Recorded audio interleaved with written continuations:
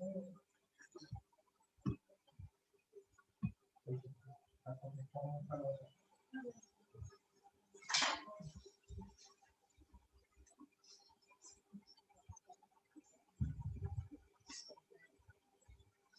afternoon, all of you.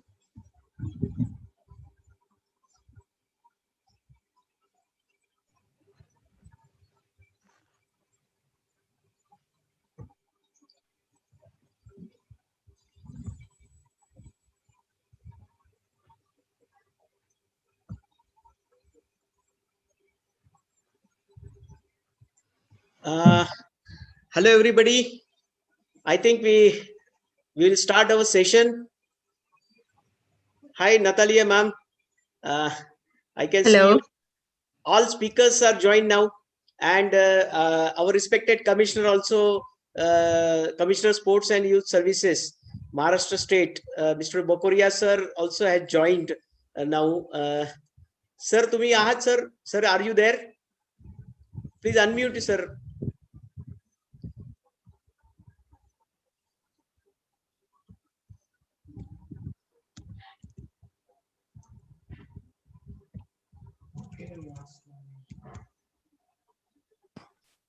Yes, I'm here only.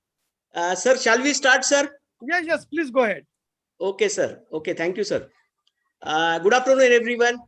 I welcome you all to the opening ceremony of International Workshop on Role and Impact of Yogic Science on Human Wellbeing.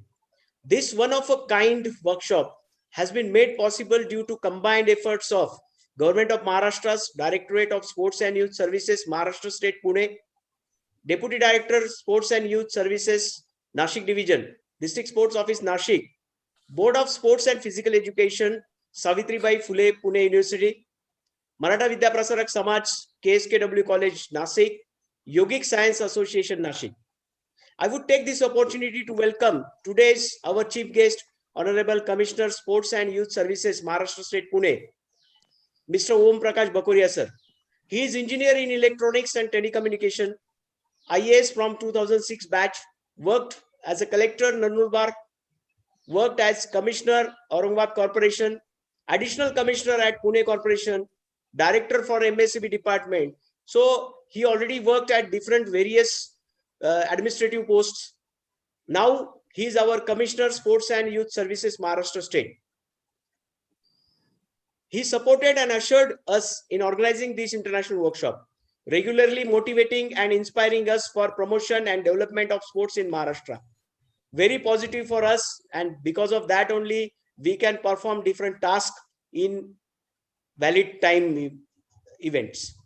I express my warm regards to Mr. Chandrakant Kamble, our Deputy Director, Sports and Youth, Nashik Division, Dr. Deepak Mane, Director of Sports and Physical Education, Savitribai Phule, Pune University, Dr. Jyoti Sonskaskar ma'am, Principal, KSKW College, Nasik, Dr. Meenakshi Gauri, Physical Director and Coordinator for this international workshop, Mrs. Simali Naik, President for Yogic Science Association, Nashik, our respected speakers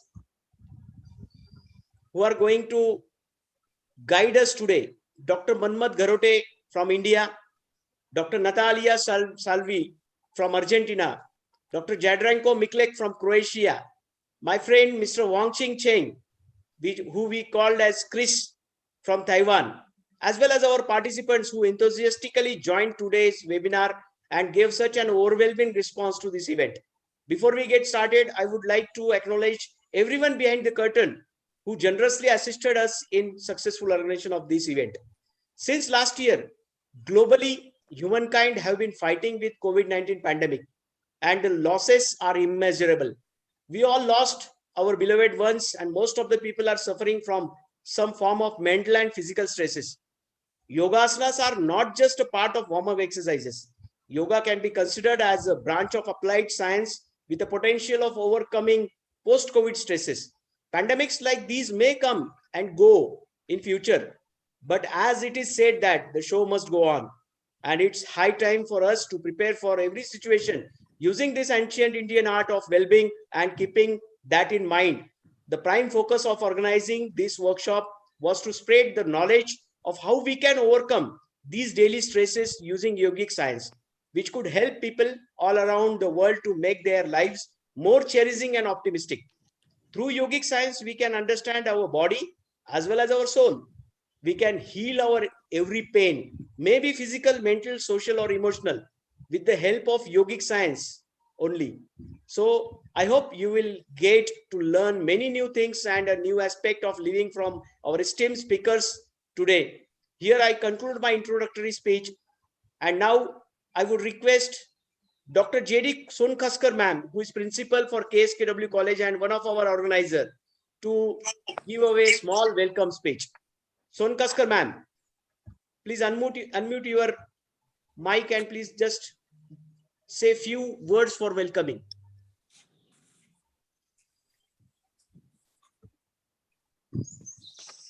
Sonkaskar ma'am.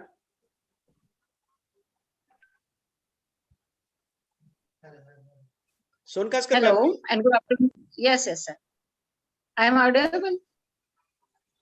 Yeah, continue, ma'am. Hello. Okay. Hello and good afternoon, everyone. I Principal Dr. J.D. Sonkhaskar welcome you all for this online international workshop on the role and impact of yogic science on human well-being. First of all, I would like to convey my deep gratitude to our organizers, Commissioner Mr. Om Prakash Baporia, Mr. Chandrakant Kamre, Dr. Deepak Mane, Mr. Ravindra Naik, Dr. Meenakshi Gauri, Mrs. Simali Naik.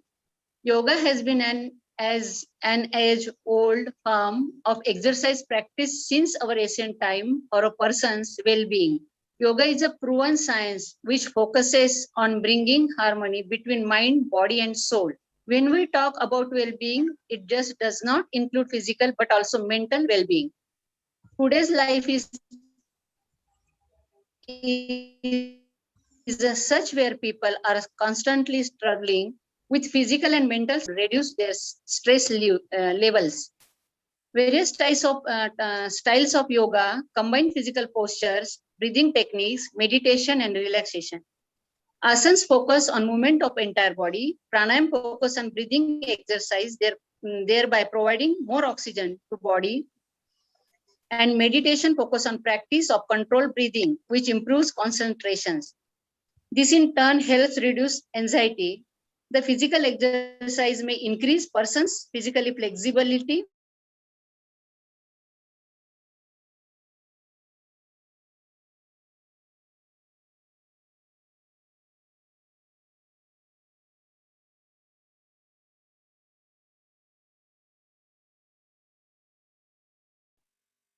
Madam, please unmute Madam, your mic. unmute. Unmute your mic, please. Yeah. It is very unfortunate that the world is going through COVID-19 pandemic and a lot of people are going through mental trauma due to the situation all around. So it becomes even more important that we highly focus on our mental health along with increasing our physical immunity. This is how we can deal with this pandemic, and what better than yoga, which caters to each every age group and our complete well-being. Recently, it has been brought into limelight that yoga is playing major role post-COVID-19 recovery. A fresh set of instructions issued by government for people who have recovered from COVID-19 includes practice of yoga, as it improves physical, mental, intellectual, and spiritual health. It is so good to see that an ancient Indian art form has spread across all over the world and uniting different countries, religions, people. And this workshop is a true representation of that. We have Mr. Juan Ching Cheng, Professor Jandrako Mikale, Professor Natalia Salvi, Professor Manman Garote as our eminent person speakers today, and we are looking forward to learn a lot from you all. I hope you will enjoy this day with great interest and attention, which in turn will help you to make positive change in your life. I will end my speech by remembering the inspirational quote by B.K.S. Iyengar. Yoga is a light which once lit will never dim. The better your practice, the brighter your flame. Thank you once again. Thank you. Thank you very much, ma'am. Now I would request Dr. Deepak Mane, Director Sports and Physical Education from Savitribai Phule Pune University to speak few words on this welcome moment. Deepak Mane sir, please unmute your mic. Yeah. Good afternoon. Good afternoon. Yeah, you get my voice? Yeah. Please continue, sir. Yeah. Good afternoon, everybody. On the occasion of this online international workshop on role and impact of yogic science on human well-being, I personally thank Dr. Om Prakash Bakuria, who is the chief guest for today's function, who has been taking a lead and a very active role in implementing such type of new activities in the Department of Sports and Youth Affairs, Government of Maharashtra. He himself is a good sportsman, and I once again express my deep sense of gratitude to him. Since the pandemic started since last year, we together with the collaboration with District Sports Officer, Department of Youth and Sports Affairs, and KQ and Sidco College, Nasik. We are organizing, this is our, I think so, third national seminar and international seminar. So I thank sir for your kind cooperation for this aspect and giving us a good opportunity to interact with the society. This type of workshop has been initiated by Dr. Ravi Naik, Chandrakanji Kamble, Principal Son Khaskar ma'am, my colleague Minakshi Gowri, and Mitali Naik from Yogic Science Department. So basically, today we all know that we are going through a tremendous pandemic situation since last year, and can't say how till it going to long last. So this type of, I could see more than 350 participants are participating in this workshop. It's a good opportunity for all of the yogic lovers to share a platform on yogic sciences. Today we have a distinguished speakers who are who will be deliberating their lectures on yogic sciences, among which Professor Natalia Salvi from Argentina, my colleague Dr. Manmat Garote from India, my other colleague Professor Janto Miklick from Croatia, and Mr. Huang Xin Singh from Taiwan. These all will be deliberating their most contributed knowledge of yoga, because you know that yoga plays a vital role in this pandemic, and we from the academic field have our responsibility to share the knowledge regarding the yoga in all the types of platform. And this opportunity is a very good opportunity for all of us then, because all the four internationally based speakers are here to share their views. I will not take much more of your time. On behalf of Savitribai Phule Pune University, Department of Physical Education, Sports, and Board of Sports and Physical Education, I welcome you all this fine afternoon. And I wish my best wishes for this online international workshop. Thank you. Thank you very much, Deepak sir. Now, I would request our Deputy Director, Sports and Youth, Nasik Division, Mr. Kamble sir, to welcome our chief guest, Mr. Bakoria sir, as well as just speak few words for wishing best for our conference workshop. Thank you very much. Kamble sir, please. Namaskar. Good afternoon, everyone.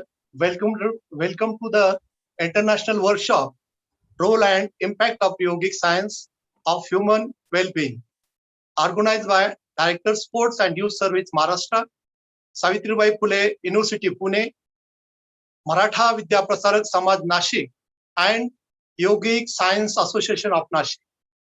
I would like to welcome Mr. Om Prakash Bakoria sir, Commissioner of Sports and Youth Service Maharashtra, the participant, and all in mind speakers who have graced us with their presence.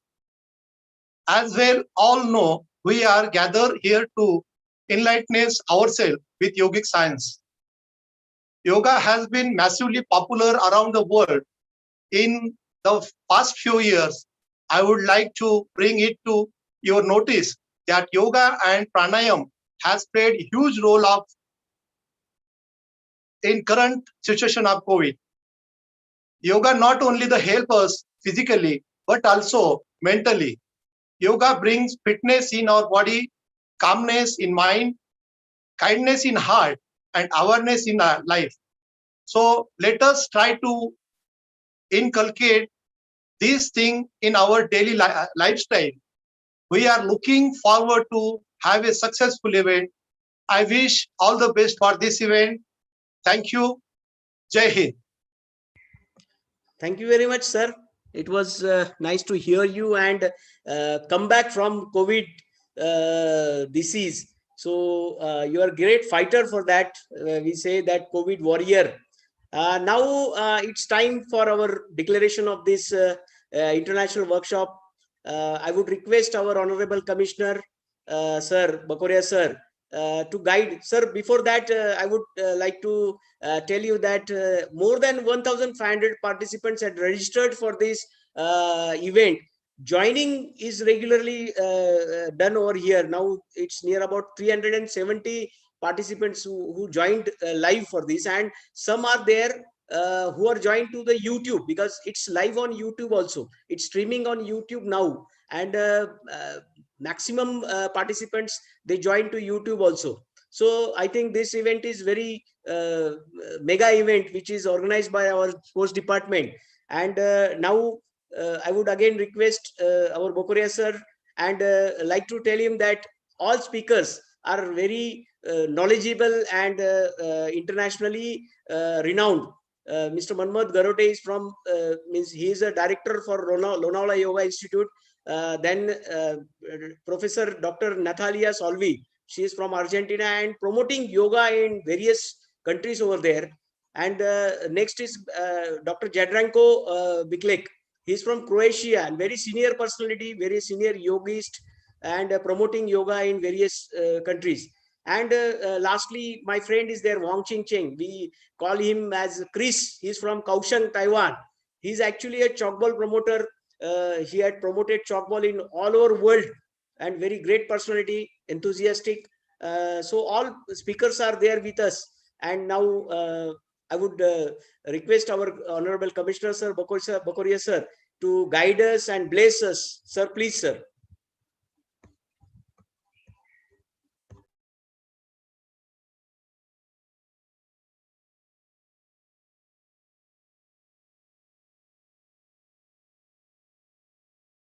Sir, please unmute your mic, sir.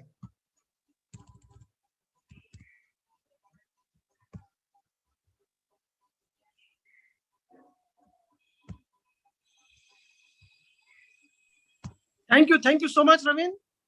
Yes, sir. Thank you so much for inviting me. And really, it gives me immense pleasure interacting with all of you and all the esteemed guests of different parts of India, even different parts of globe.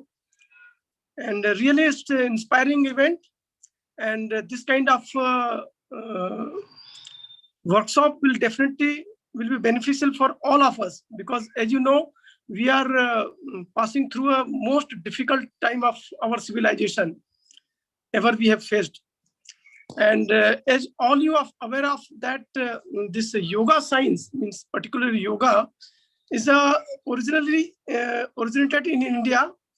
If you see the Indus civilization, 2500 years BC, most of the caves, they have depicted some of the poses of asana and yoga in the caves. So it means yoga has a means glorious history in Indian context as well as at world level. And it really, it's very good for bring balance for physical, mental, emotional, and spiritual thing. And even it is very good for human science also. It's a combination of anatomy, physiology, psychological, all of thing. And sensing the gravity of current situation of pandemic across the globe, we are really in such a position in this type of situation. Mental toughness is the most important thing. I have spoke to a lot of COVID survivor, COVID fighters. They are really saying that breathing exercise is the most important thing. And my request to all of you, please pay attention in this workshop. It will really give a good benefit to all of you and all our renowned guest speakers. And my best wishes to all of you, and best wishes for this workshop, and best wishes to all of you. Thank you for inviting me and giving opportunity to speak with you, all of you. Thank you so much. Thank you, sir. Thank you for your enlightening guidance. Thank you very much. And please, it's a request to you that you declare that this international workshop open like that, please, Okay. sir. So I do here declare this workshop open now for all of you. Thank you, sir. Thank you very much. Thank you very much for sparing your valuable time, sir. Thank you. Thank you again. Now, I would request Dr. Meenakshi Gauri, who is coordinator for our this workshop, to give away vote of thanks for this opening ceremony function. After that, the session will be started. Just a few words for vote of thanks. Dr. Meenakshi Gauri, ma'am.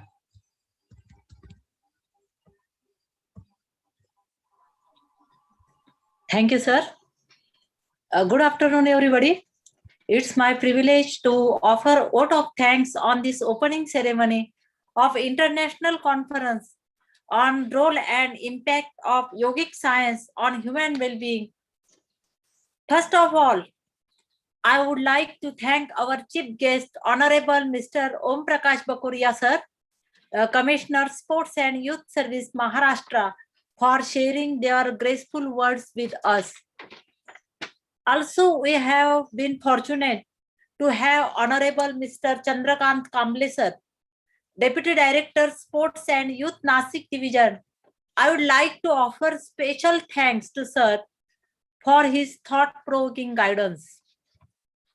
I would also like to propose hearty vote of thanks to Honorable Dr. Deepak Mane, sir, Director, Board of Sports and Physical Education, Savitribai Phule Pune University, Pune, for gracing today's seminar and moral support and guidance. I also wish to express my gratitude to workaholic and dynamic personality, our district sports officer, Nasik, Honorable Mr. Rabindra Naik, sir, for his valuable guidance and inspiration.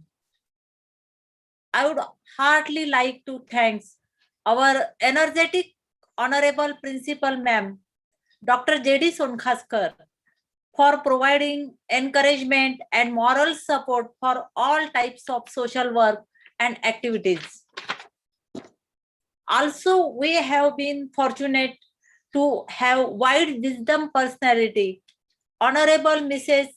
Simali Naik, President of Yogic Science Association, Nasik, for moral support.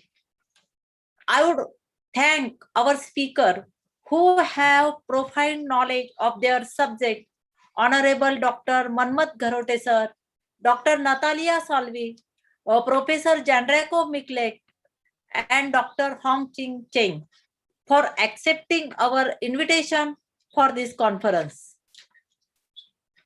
Thank you, sir. Thank you very much, Meenakshi ma'am. Now our session will start. We had been guided by our renowned today's guest, and thanks to them, all of them had guided us for this post-COVID session also, post-COVID precautions also. So thank you again to all of you.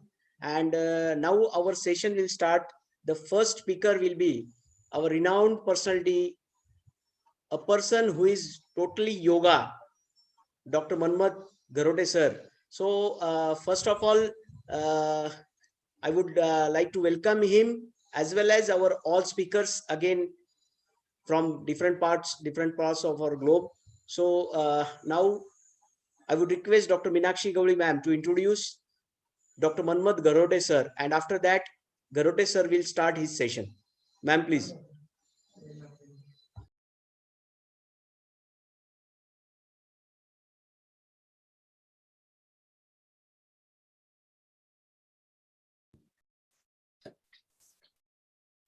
Now, our first guidance will be from Indian yoga expert, not only talking, writing, and showing yoga, but living yoga personality. Honorable Dr. Manmat Garote sir. He is going to speak on holistic approach of yoga. I would like to introduce him. Dr. Manmat Garote sir is director of the Lonavala Yoga Institute. He is having PhD in physical education, which is first PhD from Mumbai University.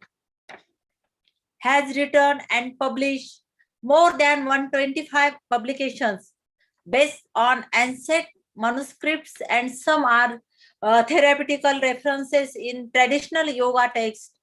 Amanaska Yoga, Amruta Vakyam of Gorakshanatha, contribution of Swami Kuvalayananda in the field of yoga and physical education, miraculous wisdom of Sadguru Sri Satam Maharaj, and essence of spirituality, critical editions of selected yoga Upanishads like Amruta, Trishikhi Brahmana Upanishada, Yoga Kundali Upanishadaha, Yoga Chudamani Upanishadaha, Mandala Brahman Upanishada, Nada Bindu Upanishada, and Dattatreya Yoga Shastra. Sir has conducted more than 125 yoga seminars in various countries such as Argentina, Brazil, Peru, European countries as Germany, Norway, Asian countries as Thailand and Sri Lanka, and also conducted 10 international yoga conferences and workshops. Under guidance, 4 students secured PhD and 14 students completed their MPhil in physical education. He is advisor of several international yoga organizations and receives several national and international awards. Recently received Delete in Yoga. This was his brief introduction. Now I would like to request Dr. Manmat Garote sir to start session. Please, sir.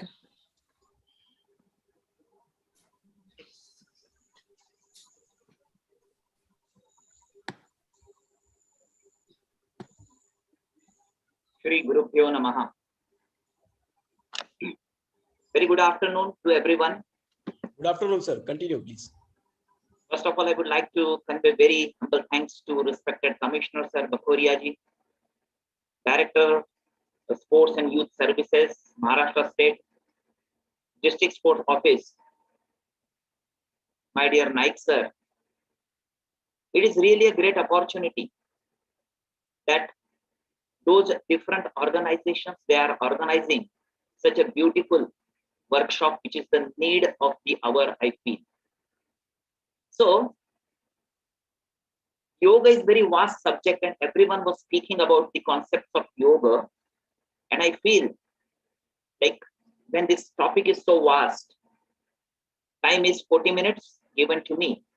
But definitely we try to reach up to the conclusion, real conclusion today about the theme. So today I will speak on role of yogic wisdom for well-being, because the well-being is very important topic today. So the theme of the webinar is role and impact of yogic science on human well-being. When we see some of the questions, when we see this topic, there are some of the questions we have to understand today. And which are those questions? The first and foremost question is, what is the today's condition of a human's well-being? Because when we talk about well-being, we have to understand what is the today's modern condition of a human. Then also when we use science term, we have to understand how yogic science is useful for well-being. Then also we have to understand what is real definition of science, or what is the science of yoga. And finally, everyone is talking about role of yoga in modern era. So time is short, but definitely we try to reach up to the certain conclusion today. So here, as I was talking about the present condition, let us see what is the present condition of a modern man, or what is the present condition of a human as far as well-being is concerned. If you see minutely, due to external situation, people are suffering with several psychosomatic disorders. As just now, Bakoria sir told about, that it is something related to mental toughness. So most of the things, problems are externally, but we are restless internally. And due to that, we don't know what is the solution for this. Different about of psychosomatic problems, stress-related problems, constipational problems are there. Nowadays, if you see minutely, the frustration level is very high with the people. What is the frustration? When psychologists, they made the definition of frustration, it is very easy. They made frustration is a state of disparity between level of expectations and level of achievement. Maybe this definition is a little bit difficult for a common man to understand. In simple words, what we can say, whatever I want, I am not getting, and whatever I got, I don't want. जो मुझे मिला है वो मुझे नहीं चाहिए, और जो चाहिए वो मुझे नहीं मिल रहा है. ये जो मिला है और चाहिए के बीच की जो अंतर है उसको कहा जाता है frustration. So everyone is suffering. Most of the people, they are suffering with frustration, but unfortunately they don't know what is to be done. People, they don't know what is the remedy for this. And today it is the need of the hour that we should find the remedy for this. And that's why I really would like to appreciate the organizers for organizing such a beautiful workshop on a beautiful theme. So today, what exactly we want? Really, we want holistic well-being, or we want holistic well-being? You may be surprised when I'm using this new concept, which is called holistic, not holistic with W. Today, we have to decide exactly what we want through yoga. We want only holistic well-being, or we want holistic well-being? What is holistic well-being? Holistic means just it's a cure of the diseases. But holistic means we want to disease the disease. And if we know how to disease the disease, then we are successful. So remember, today we don't want only cure for the diseases. We need prevention of the diseases. We need promotion of the diseases. And then if it is necessary, we need cure. So today, first we have to understand that we need holistic well-being. If we want this holistic well-being, then it is very important to understand what is holistic well-being. Now, if you see, human is having different aspects of personality. So today, we don't want only physical fitness. We also need mental stability. We also need emotional balance. We also need social maturity. And at the same time, we need spiritual upliftment. So human is not only physical, but the human is also mental, also emotional, also social, and also spiritual. If we are capable to get well-being at all the 5 aspects of personality, then we can say our well-being is perfect. So today, because most of the time we feel people are there, they perform 6 hours physical training, 7 hours physical training. Unfortunately, last year we heard very sad news. Some people, they committed suicide, although they were practicing very hard at physical level. Then what is the problem with them? And the problem was, maybe they are physically fit, but unfortunately mentally not. Maybe they are physically fit, but unfortunately emotionally not.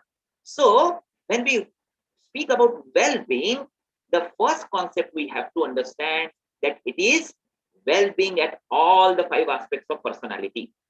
If it is that so, then we have to understand what is physical well-being, what is mental well-being, what is emotional, what is social, and what is spiritual.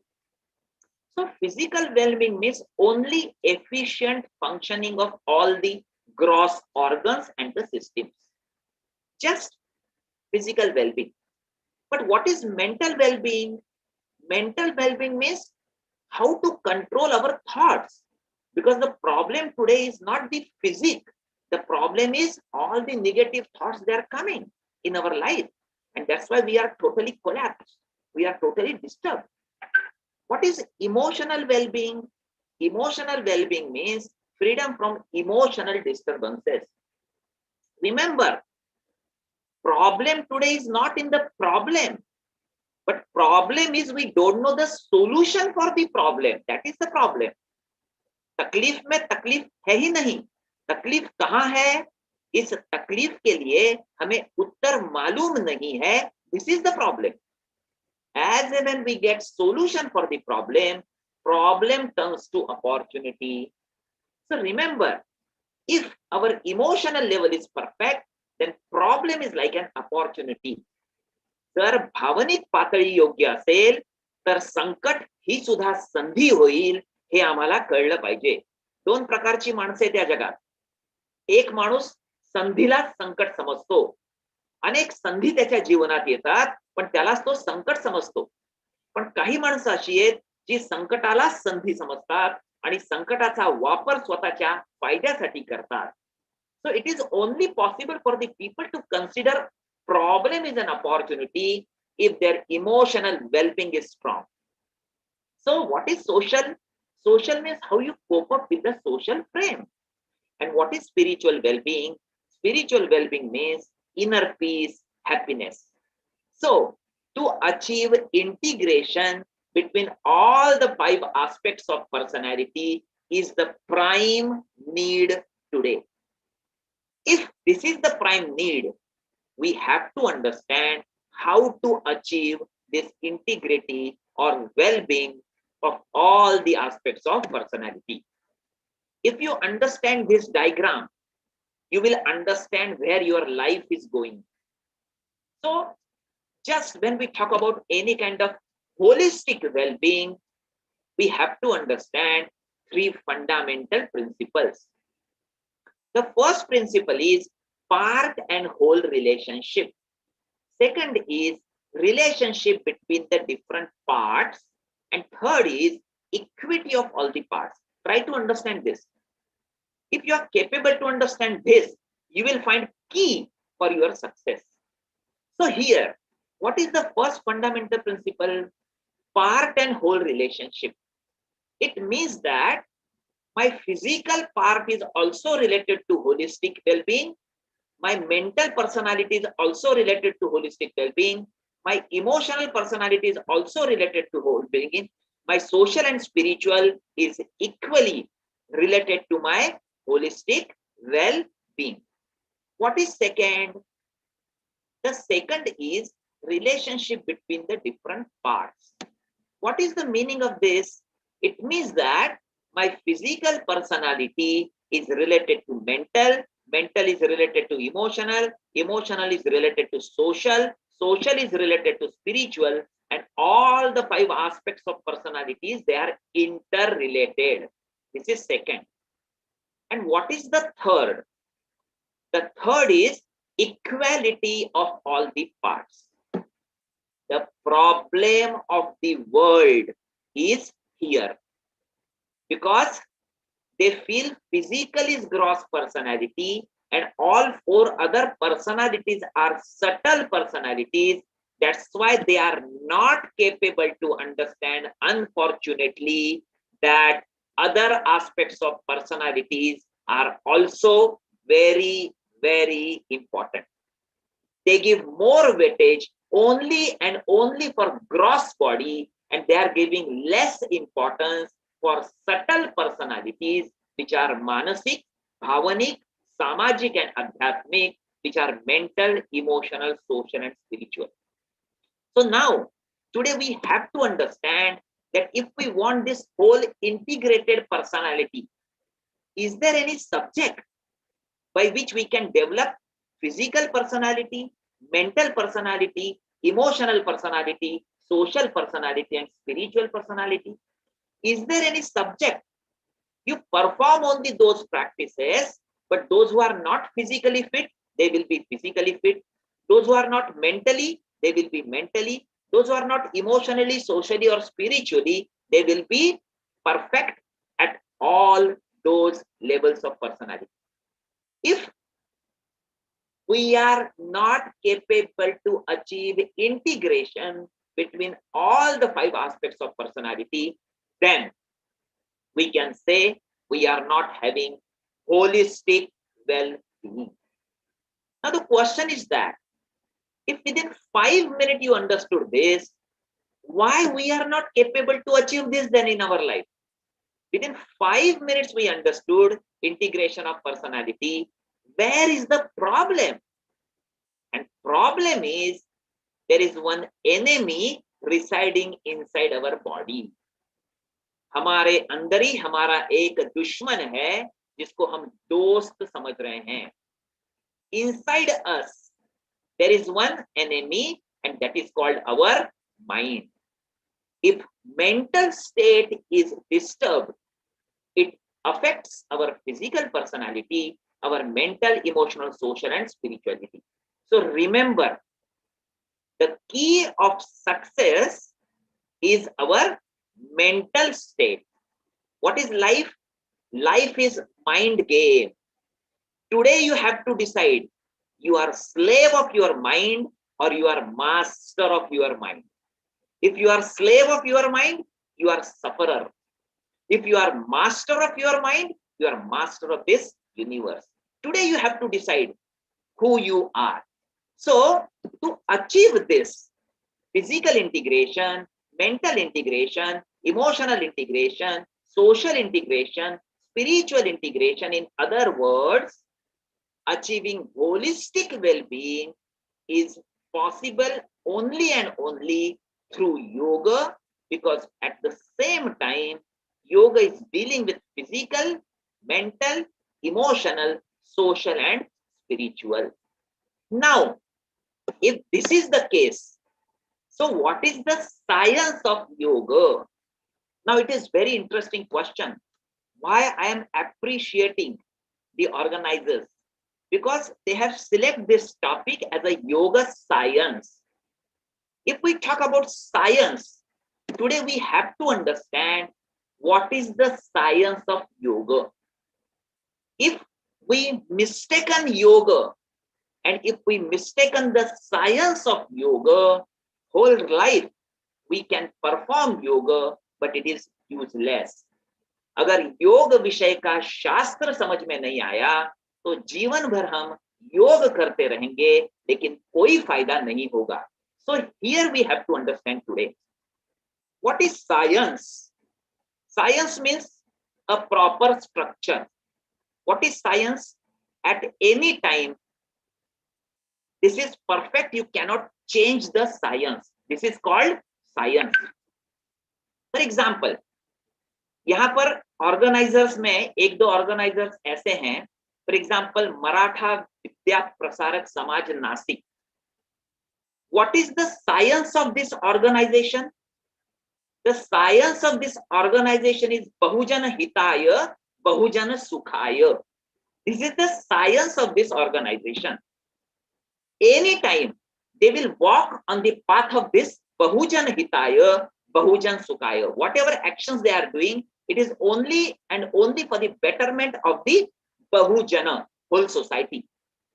For example, another organizer is Pune University.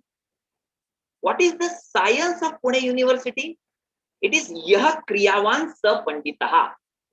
Pandit is that person, the scholar is that person who is capable to understand everything through Kriya, the action. This is the science. Every subject has its own science. For example, there is a science of mathematics. And the science of mathematics is what?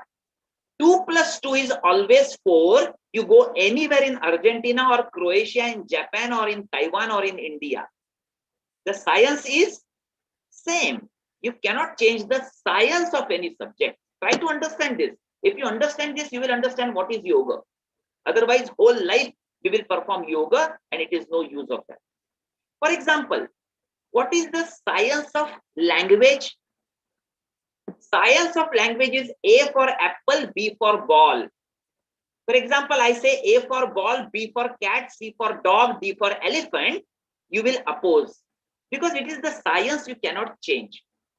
Now, what we understood, if science cannot be changed, and if we change the science, it is as good as distortion of that subject, then let us try to understand now what is the science of yoga. Now, science of yoga is mentioned in all the ancient beautiful manuscripts. As just now, Bakoria sir made my lecture very easy when he said it is an ancient discipline, 2500 BC old, but more than that, because we have our evidences. I would like to convey to sir that number of evidences we have, and me as an institute, we are working on that, collecting all the ancient manuscripts. If you see here, all our masters, they have mentioned everything very clearly, and all the aspects clearly we know. What is the science of yoga today? If we don't understand science, we can distort the subject. For example, if I say 2 plus 2, 9, you all will oppose me. I cannot say it is my choice. I can say 2 plus 2, 9. Because science is 2 plus 2, 4. So what is the science of yoga? And that science of yoga is explained in one of the ancient texts, which is written by great master Patanjali, which is Patanjali Yoga Sutra, and that is written 2000 years back. Time is very short. That's why I would like to share only one reference to all of you. In the text, what is the definition of yoga? The definition of yoga is clearly mentioned that yoga has chitta vritti nirodha. What is the meaning of this? When vrittis are more, we are disturbed. When thoughts are more, we are disturbed. When thoughts are less and we are minimizing the thoughts, we are getting the peace. That is the simple meaning of this. So what is the meaning of this? Complete cessation of modification of thoughts.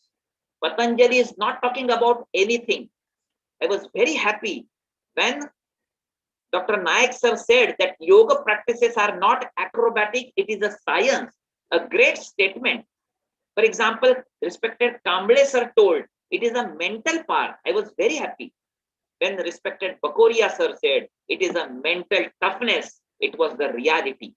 Because we have the references in ancient texts and they say it is related to chitta. What is chitta? When mind, ego and intellect, three things are working together. But let us concentrate on one part, which is mind. So what is life? Life is a mind game. If you say to mind, sit down, mind will say, no, I want to stand. If you tell to the mind, okay, stand, then mind will say, no, now I want to sit. Mind is like a rebellious. We don't know how to stabilize the mind. So what is yoga? Yoga says you should know how to stabilize the mind because it's a mind game. Now, in this materialistic world, what exactly is going on? Different amounts of frustration levels are there. Different incidences are going on. For example, stress-related problems are there. Psychosomatic elements are there. Anxiety disorders, negativity, conflict, depression, phobias. For example, corona. Corona is outside. You are safe inside, but still fear factor is very high. Now, all the negative thoughts are coming. Frustration level is very high. So, the problem is at mental and emotional level. Same thing today modern science is telling, same thing, and ancient science is also telling same thing. They were talking about yoga has chitta vritti nirodha, same thing in Sanskrit language. And modern language is telling, all the scholars just now they said, they stress upon the point that it is mental and emotional game. So remember, what exactly going on today with us? Again, I would like to tell you, if you understand this diagram, you will understand how to achieve success in your life. Now, there are 5 aspects of personality. Which are those? As I told you, holistic health means what? 5 व्यक्तिमत्वाच्या पैलूचा समन्वय प्रस्थापित करणं हा योग विषयाचा उद्देश आहे. What is the aim of yoga? To achieve integration at all the 5 aspects of personality, because human is what? Human is not only physical aspect, human is not only mental aspect, not only social, but it is combination of 5. So exactly, what exactly going on here? Now, society is constantly hammering us. इस समाज में कई प्रकार की तकलीफ society से हमें मिल रही है. Several problems are there in the society. Every early in the morning we wake up and we face some of the problems. Then what happens? This social arena is hammering at our emotional level.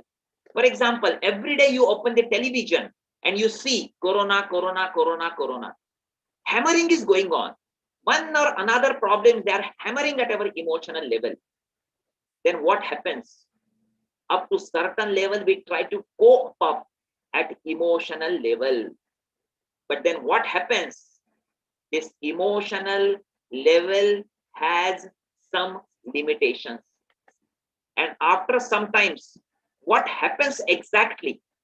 After some times, our emotional level is totally full and we don't know what is to be done. But whomsoever created this beautiful body made a beautiful adjustment inside. Automatically, we try to shift the emotional burden at mental level. Then for some time we feel emotional level is calm. But again, society has only one work. It is called fault finding mission. Always society is hammering you. Always society is hammering you. And now time is coming, emotional level is full, and now mental level is also full. We don't know what is to be done because in our education system, no one taught us how to remove the problems from emotional level, how to remove the problems from mental level. Now, again, body is the great machine. Inside adjustment is going on. Then what happens? Now, the problem which was at emotional level turned to mental level. Now both levels are full. Now internally, all the problems shifted to your physical level. Try to understand here what is going on. Problem is at emotional level. तकलीफ भावनिक level पर है. उसके बाद turns to mental level. वो मानसिक स्थिति पर आ गई. Now shifted to physical level. लेकिन but problem is not shifted at physical level. The symptoms are shifted at physical level. Problem is still at mental and emotional level. Now it is the simple question, simple logic I would like to ask you. If problem is at emotional level, problem is at mental level, where we have to give treatment? If problem is at emotional level or problem is at mental level, we have to give treatment at both the level. What is the use of giving treatment at physical level? But is there anything by body we can treat mind, but by body we can treat emotional level? Is it possible? If emotional problems are coming at mental level, mental problems are coming at physical level, can it be possible? If I perform some of the practices through body, I can give training to my mind or I can give training to my emotional level? And answer is yes. There is one subject which is called yoga, and that subject is not physical, that is psychophysical. Today we have to understand this much. It is not physical acrobatic. It is not physical something. You use the body, but for what? For higher purposes. And that's why in Sanskrit text they say, Sharira Madhyam Khalu Dharma Sadhanam. Body is the mean, and you have to utilize the body. And that's why today we have to understand all the practices, for example, asana, pranayam, bandha mudra, chuddhi kriya, all the practices which are performing through body, they are not for the body, they are for the mind and emotional. So from below, if you perform those practices through body, gross body, automatically you get results at mind level and emotional level. But moreover, if you perform some of these spiritual practices, such as ethics and morals called yama and niyama, some meditational techniques, some chanting of mantras, some prayer, chanting of om, then your spiritual, the higher level is strong, and automatically, when higher level is strong, automatically you get courage or you develop yourself so that you protect the problems which are coming from society. So here from below, you practices at physical level, which are not for physical. At above, you practice some spiritual points, that spiritual practices by which you can reduce the burden at mental and emotional level. Today, you have to understand what is the chain of diseases. When we talk about well-being, we have to understand what is the chain of diseases. And all our activities are mental activities, remember, because in every activity, mind is always involved. Therefore, the process of getting sick and cure are essentially mental processes. And now medical science is also accepting the role of mind. They say most of the 90% diseases are because of the mind. So thus, all the disorders are psychosomatic in nature, meaning that they involve interaction of mind and body in their origin, development, cure. So only giving treatment to the body won't be useful unless and until there is no role of mind to be treated. So remember, this is the whole philosophy of diseases. So we are talking about only mind and mind and mind. What exactly mind does mean? Remember, mind is like a beehive. It is like a beehive.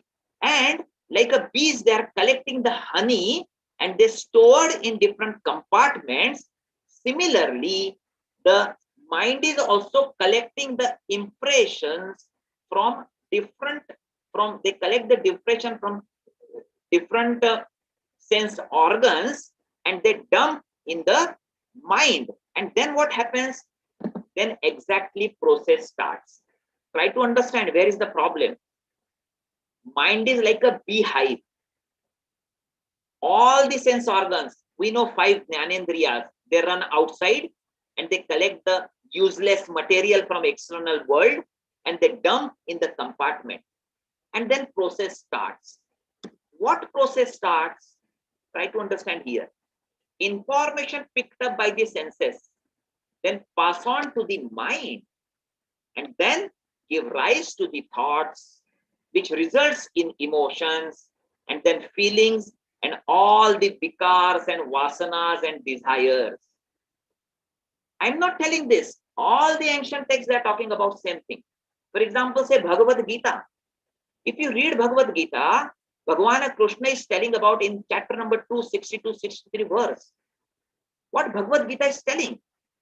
Dhyayato vishayan pusaha sangaste shupajayate sangaste jayate kamaha kamat krodho vijayate krodhat bhavati sammoha sammohat smriti vibhramaha smriti vibhrama buddhinasho buddhinasho pranashyati. Every ancient text is talking about it is a mind game. So here, what exactly is going on?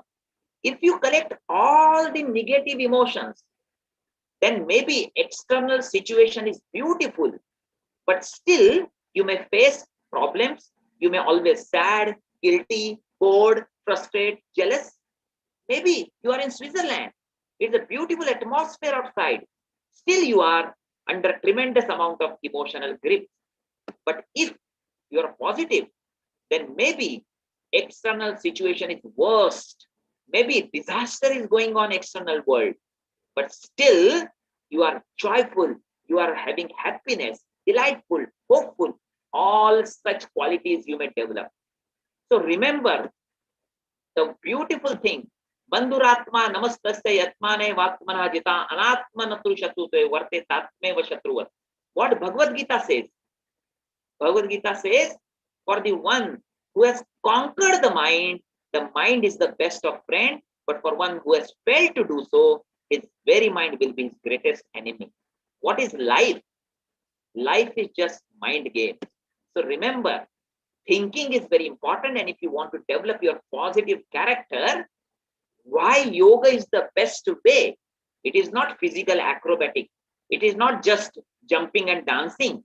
It is a great science. So, what is the philosophy of life? Today you want to develop your character. Remember, it is not possible to develop your character within one day, because character has a great sequence. It's a process. And what is the process?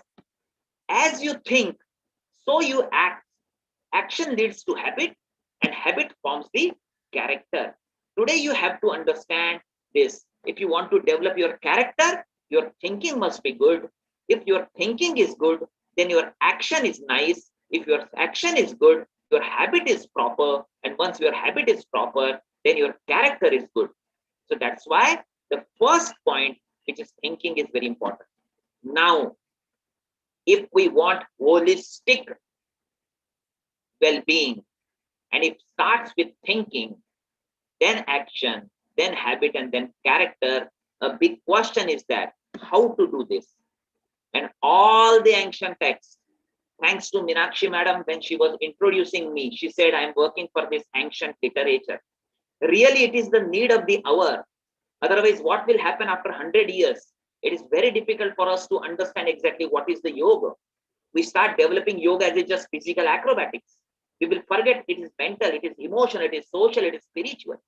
So all the ancient texts, they're talking about same thing, that yoga is nothing but giving the training to the mind.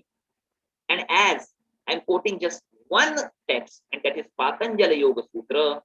Patanjali Yoga Sutra is talking about all the 8 stages, how to achieve this well-being. And they say there are 8 different stages called yama, the control, ethics, morals, niyama, the culture or good habits, asana, the posture, pranayam, the breath control, pratyahar, withdrawal of the senses, dharana, the concentration, dhyana, the meditation, and samadhi is the ultimate stage, ultimate well-being. So here, why this Ashtanga Yoga is developed by great master Patanjali, or what is the need? All the great masters, they explained in this manuscript, ancient records. The purpose is just to transform your ill thoughts. And once your ill thoughts are transformed, automatically you can achieve holistic health or holistic well-being at physical, mental, emotional, social, and spiritual level. But today, this is the philosophy I told you. But if you may ask, what are the practices I should perform every day? So those who are not performing, for them a simple routine I would like to tell you. You can perform, if you have 30 minutes today, you can go for that. For example, in your practices, just perform one topsy-turvy pose, like a Viparita Karani or Sarvangasana or Shirshasana. But remember, if you are having some troubles, for example, high blood pressure, some problems, then take advice from the doctors. But this program I'm telling for the general common man. You can put one asana in your practice, that is maybe topsy-turvy pose, changing the polarities. It is very important to change the polarities today. Then you can perform 4 different asanas or postures, because spine is very important aspect. There are 4 different movements of the spine: forward bending, backward bending, lateral bending, and twist. And all the asanas are designed in such a way that you get proper training to your spine. If your spine is flexible and strong, then all the internal systems and organs which are situated at abdominal region, they work with full of efficiency. Then you can add some of the relaxation practices in your daily routine. For example, Shavasana or Makarasana, because to remove psychophysical tension is very, very important today. Then you can go for Shuddhi Kriya like Kapalabhati, some bandhas like Uddiyana, because today proper circulation of blood is very important. Like respected Kamble sir also told, about the importance of Shuddhi Kriya and Pranayam especially. Then you can go for one of the Pranayam. Why Pranayama is very important? Because you control over autonomic nervous system. And this system is very, very important. This is the prime system which is supporting all other systems. And finally, if you get some time, then just sit for a while. If you have your mantra, chant the mantra. If you don't have mantra, you can chant Om. If you don't want to chant mantra, just observe on your breathing.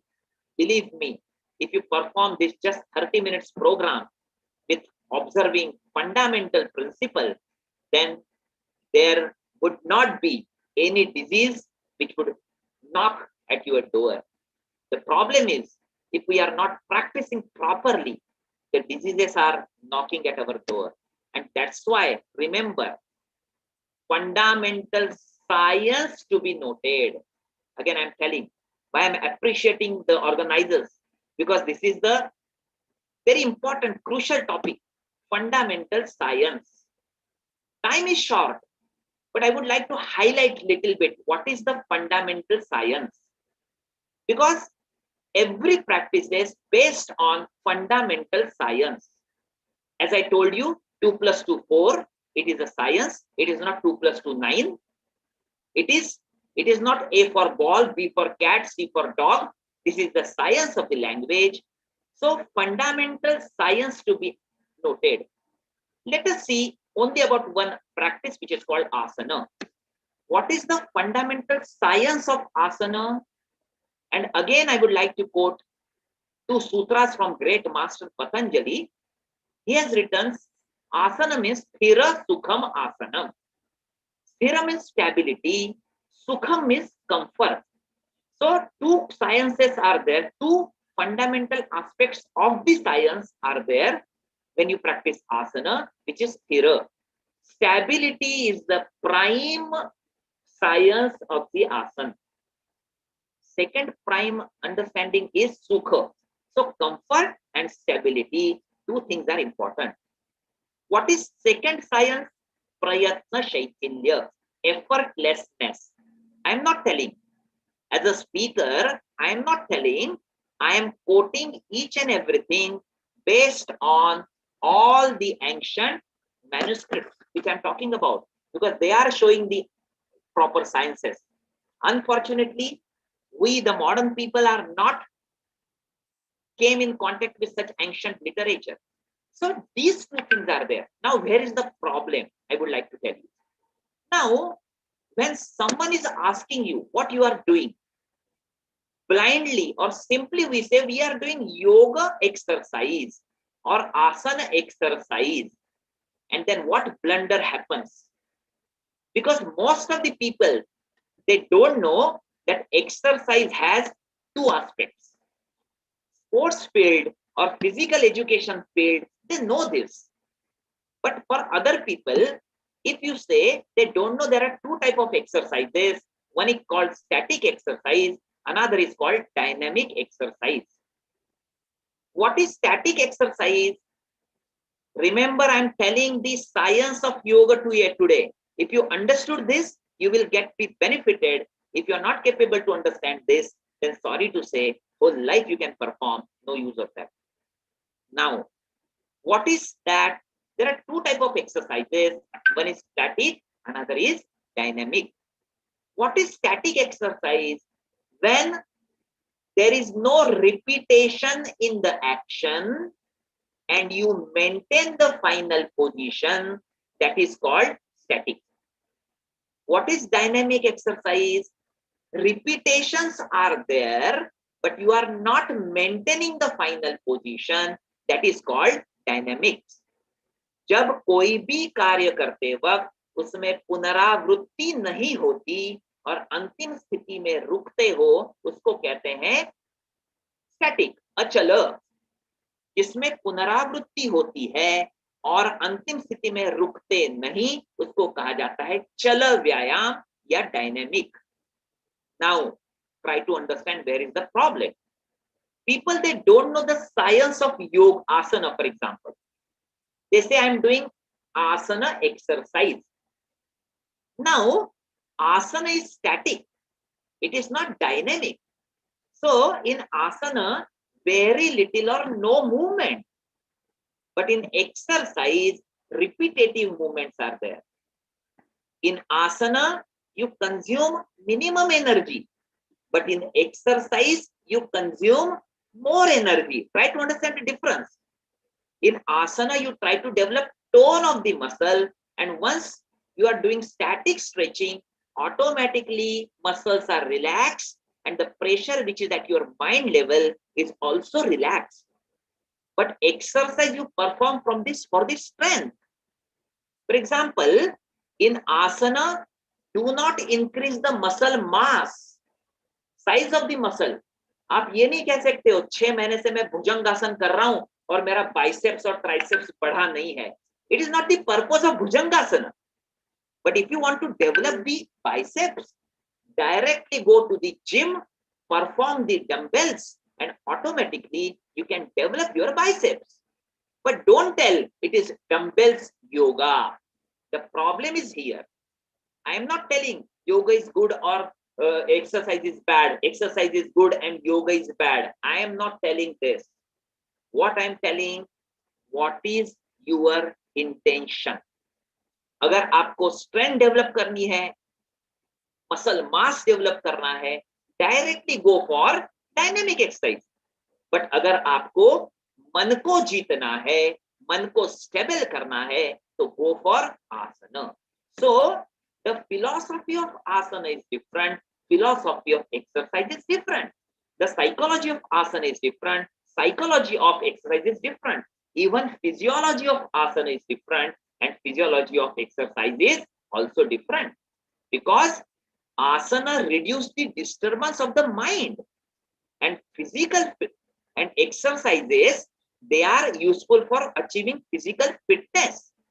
अगर आपका science गलत हो गया तो आपको फायदा होगा ही नहीं. भले ही आपने 2 + 2 9 लिखा हो, लेकिन उसका फायदा होगा नहीं. एक सिंपल प्रश्न मैं पूछ ही लूं किसी से भी. Someone is there, for example Vaishali madam. One question to you, Vaishali madam, I can see you. क्या मैं पूछ सकता हूं एक प्रश्न आपसे? For example, यहां पर मैंने आपको I have given one lock to you and I told you please open the lock, and I have given 100 keys to you. 100 चाबियां मैंने आपको दे दी, पर जिस चाबी से लॉक खुलता है वह चाबी नहीं दी, तो क्या आप लॉक खोल सकते हो क्या? Is it possible for you to open the lock? Then you may say, sir, it is not possible because keys are not there. I will say, no, I have given 100 keys to you. But then you will say, sir, but the main key is not given to me. Similarly, if we don't know the science of yoga, then whole life we can perform. That's why, remember, I got opportunity to publish this encyclopedia of traditional asanas. More than 200 manuscripts I got and published this. So by which we are capable to understand all the fundamental principles. So remember one thing, when we talk about science, I don't know. I really don't know. I want to put this ball in your court. Today you have to understand, really we are walking on the path of science or we are going away from the science. In the beginning, when great masters, they invented yoga, the purpose was to understand our true nature, our true chaitanya, our true aim of life. And then science started changing. Then yoga came only at spiritual truth. To understand spiritual knowledge, it was Adhyatmika yoga. Then again science changed and people started using yoga only at intellectual understanding, which is Buddhi yoga. Then people started using yoga as a therapy, which is called Chikitsa yoga. Then people started using yoga as exercise, which is named as Vyayama yoga.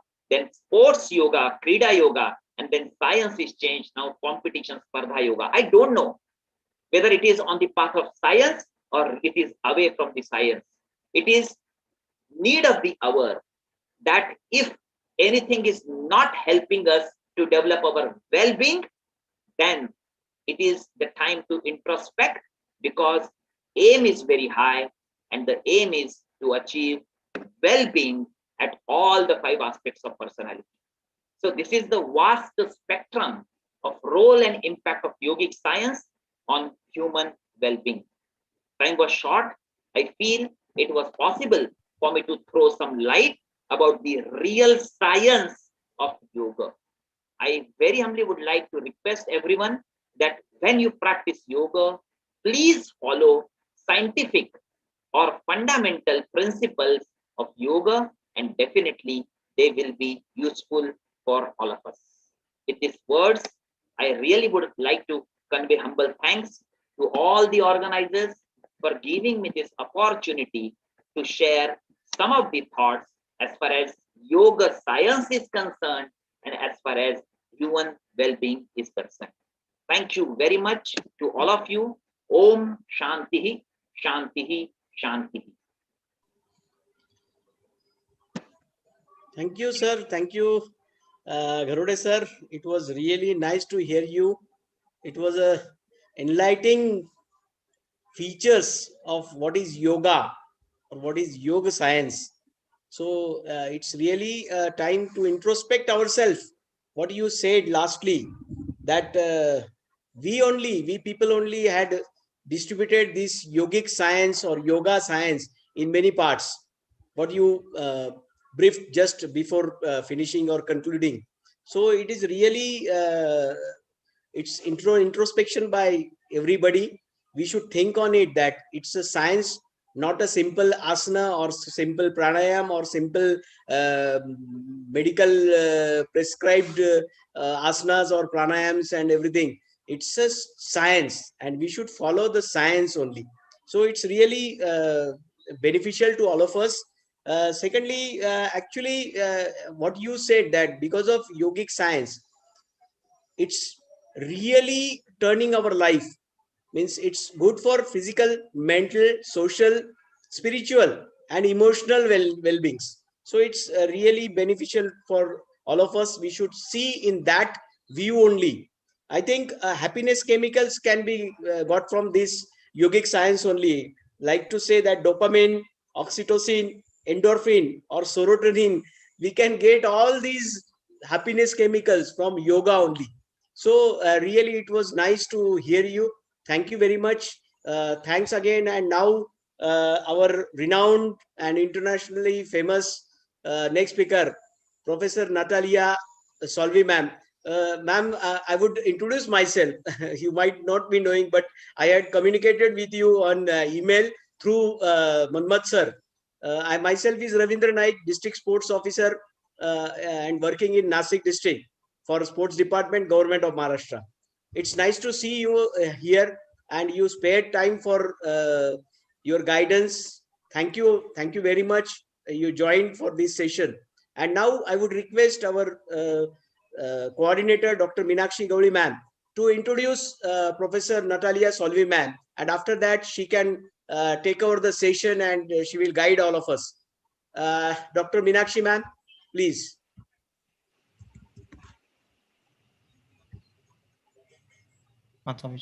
Am I audible? Yes, yes, please continue, ma'am. Thank you, sir.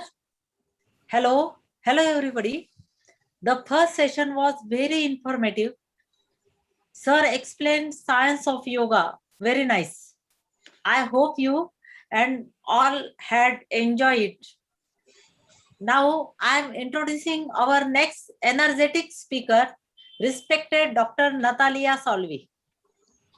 Dr. Natalia from Buenos Aires, Argentina, graduate in Eastern Studies with expertise in yoga and Hinduism in 1997.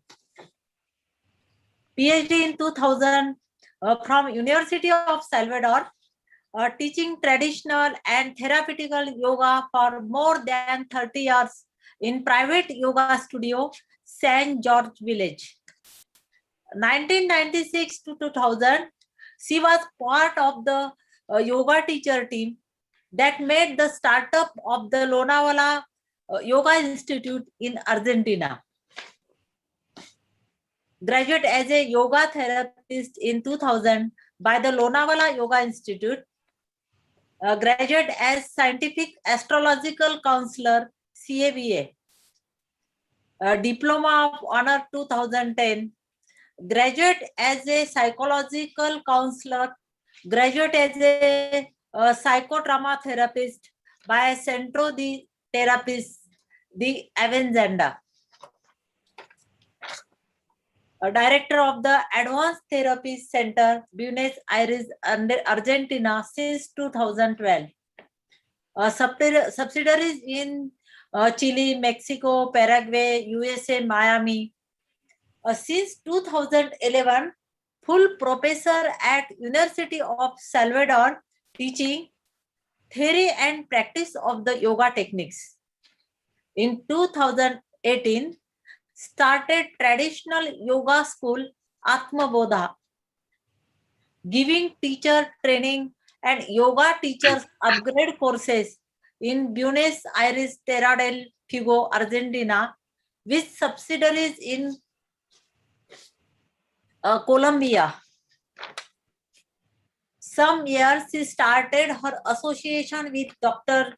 Respected Manmat Garote sir and the Lonavala Yoga Institute, the only institute dedicated to the rescue, edition and publication of the ancient yoga manuscripts and the revival of traditional yoga.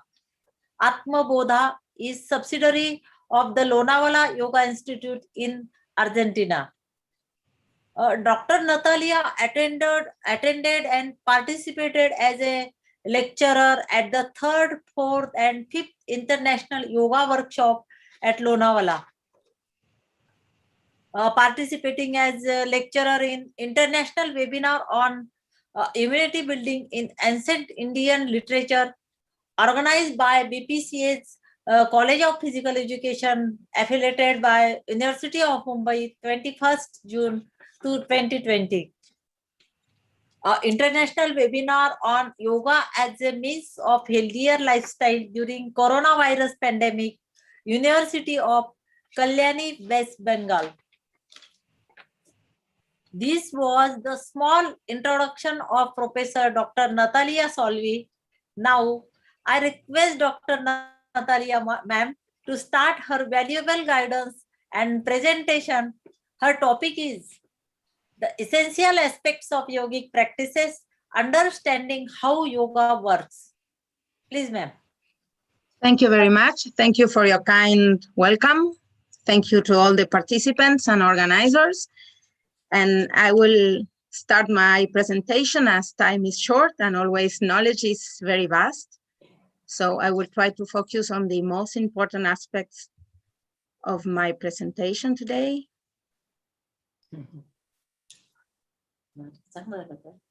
Okay. Okay, so I will speak of the essential aspects of the yogic practices so we can understand how yoga works. A few weeks ago, it was my teacher's birthday anniversary. So I will collect some of his words during my presentation. And so you will get to know some of the traditional knowledge that is going through the chain of traditional masters. As you heard Dr. Garote presentation, many things I will not go into deeply because he already explained. Thank you very much, Dr. Manmat. Even though yoga has an ultimate aim, that is liberation or self-realization, we can get some of the intermediate aims of yoga and use them for improving our quality of life. With this pandemic situation, we have, of course, a mission with yoga to increase immunity and keep all of us healthy, but also we need to maintain our quality of life. And how can we do that? Through yoga. I would like to especially read some of these words from Dr. Emel Garote, father of Dr. Manmat, who is present here today. It is real that Hatha yoga practices start with the body, but they don't end with the body. Both body and mind must be taken care of. Health is not simply physical. Health is more mental than physical. Psychic disturbances are reflected in bodily disorders. There is nothing purely physical, and there is nothing purely mental either. We are everything. The physical, the mental, the emotional aspect are together in us, and yoga has all these aspects. As Dr. Manman explained about yogic science, I would like to add that we have for science two aspects or two definitions. One is the organized, systematically organized body of knowledge on a particular subject. And with yoga, we have to look back to the ancient wisdom of yoga to get the knowledge of this science. But also the word science applies to the observation, identification, description, investigation of a natural phenomena. And this is what modern science do. So for the better understanding of yoga, we need to combine these two kinds of science. Does yoga need this? No. Yogic science doesn't need modern science. We need modern science for better understanding of yoga. So we have to go for references to the ancient literature, but sometimes this ancient literature is not easily understood by us, as we need the guide of traditional masters.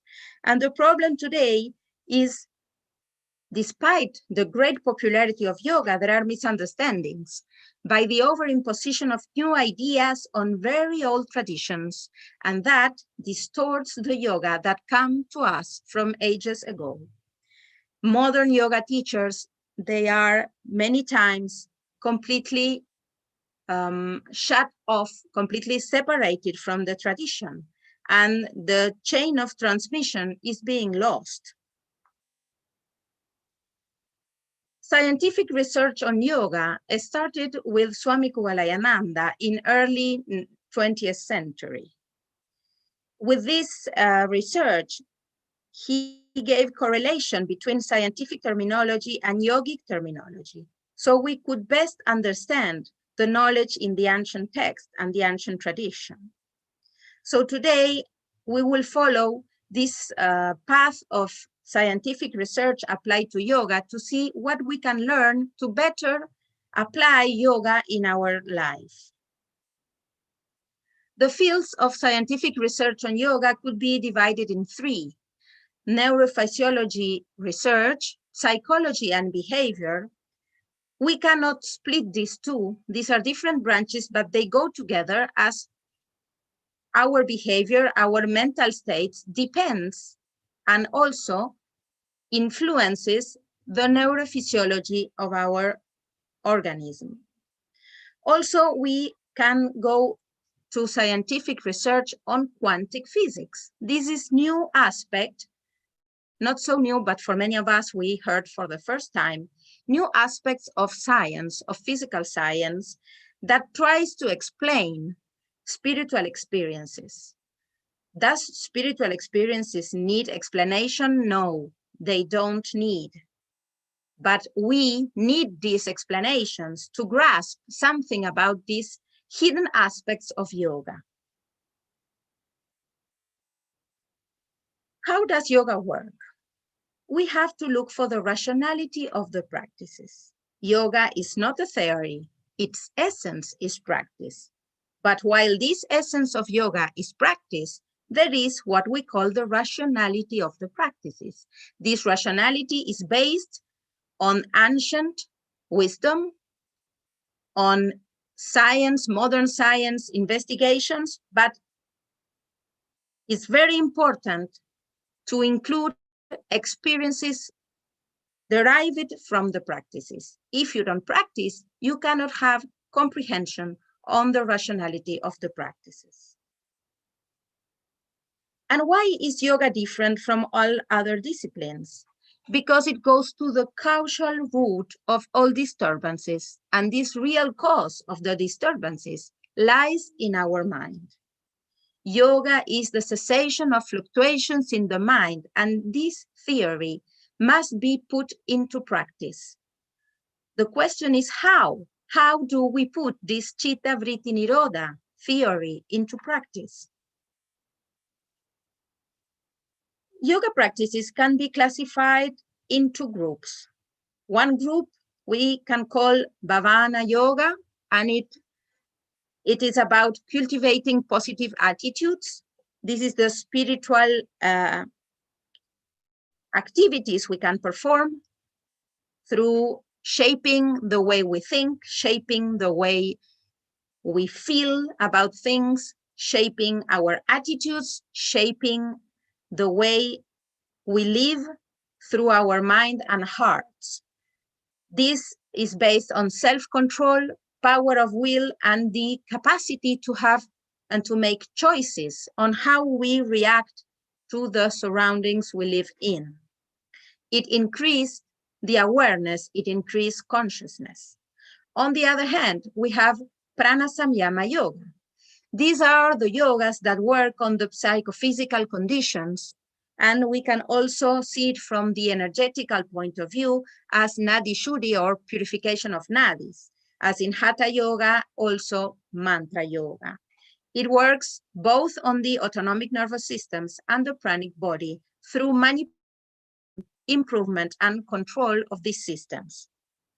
We will mainly focus today on the Prana Samyama Yoga. From this Prana Samyama Yoga, we get a therapeutical action of yoga that goes through a holistic approach that implies it is applied to the person and not to the disease. Nowadays, there are a big tendency in the world to speak about yoga therapy and to apply yoga for different ailments and illnesses. The problem is people applied yoga as they apply kinesiology or physiotherapy. And therapeutical aspect of yoga come from yogic way of handling the human being. And that is taking the whole personality and not only the body part or the body symptom. How does yogic therapy has its action in our being? Through a cascading effect. You have to understand that when we put into balance our neurophysiological system and our pranic system, disease is removed. With the betterment of one aspect, we achieve balance, and with the balance, disease is removed. Words of Dr. M.L. Garote, Chitta Vritti Nirodha is the ideal state of health. Yoga is the maximum degree of therapy. So we were speaking about this pranic body, and we were speaking about quantum physics, and I will just go very shortly on one aspect of this scientific explanation of yoga, and that is we are vibrational beings. That's why mantra works so beautifully in us. We are vibrational beings, and to achieve vibrational balance, we have to tune in the same vibrational scale than the planet. And this vibrational scale is measured in the Schumann resonance as a 2.83 hertz vibrational frequency. When we live in nature, when we perform our yoga practices with Nadi Shuddhi, when we go outdoor, get into the sunlight and nature, we can tune into this vibrational balance, and we achieve all the balancing expression of our personality through the peace of mind condition, good health, high immunity, positive feelings, etc. When we live in the big cities and we are cut off from nature and we get this electromagnetic pollution and we are full of worries and tensions, we lost this balance. Also, balance must be achieved at neurophysiological level. That is called homeostasis. Homeostasis is any self-regulating process by which any organism tends to maintain stability while adjusting to conditions that are best for survival. Nowadays, we are continually regulating our balance because conditions outside are very hard to live, and it provokes the loss of balance in our mental condition. So body and mind are constantly influencing each other, and it's very important that we can keep our bodies in a balanced condition so it will be easier to control our mind. Number one enemy to homeostasis is stress. Yoga restores homeostasis by triggering relaxation response. And we will see further what this term means. For that, we have to understand very shortly, I will not get deeply into the subject, but we have to understand we have an autonomic nervous system. That is, our system is controlled by some centers in the brain through the medulla and all the nerves in the organism to adjust to the conditions in the outside. Either we feel safe and we are in a good homeostasis condition and our immunity is increased, either we feel threat and we got into a stress condition and our immunity goes down and all kinds of symptoms appears as this stress becomes chronic. The problem is stress is not a problem. The problem is when stress becomes chronic, it becomes a very big problem for us.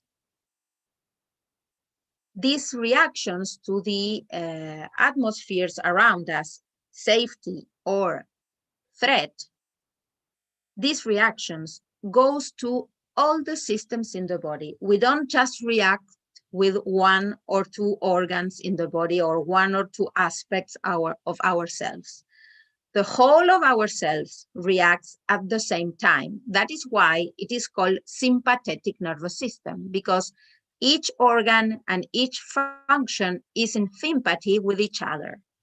That's how we have sympathetic nervous system controlling the stress response, what we also call fight or flight reaction.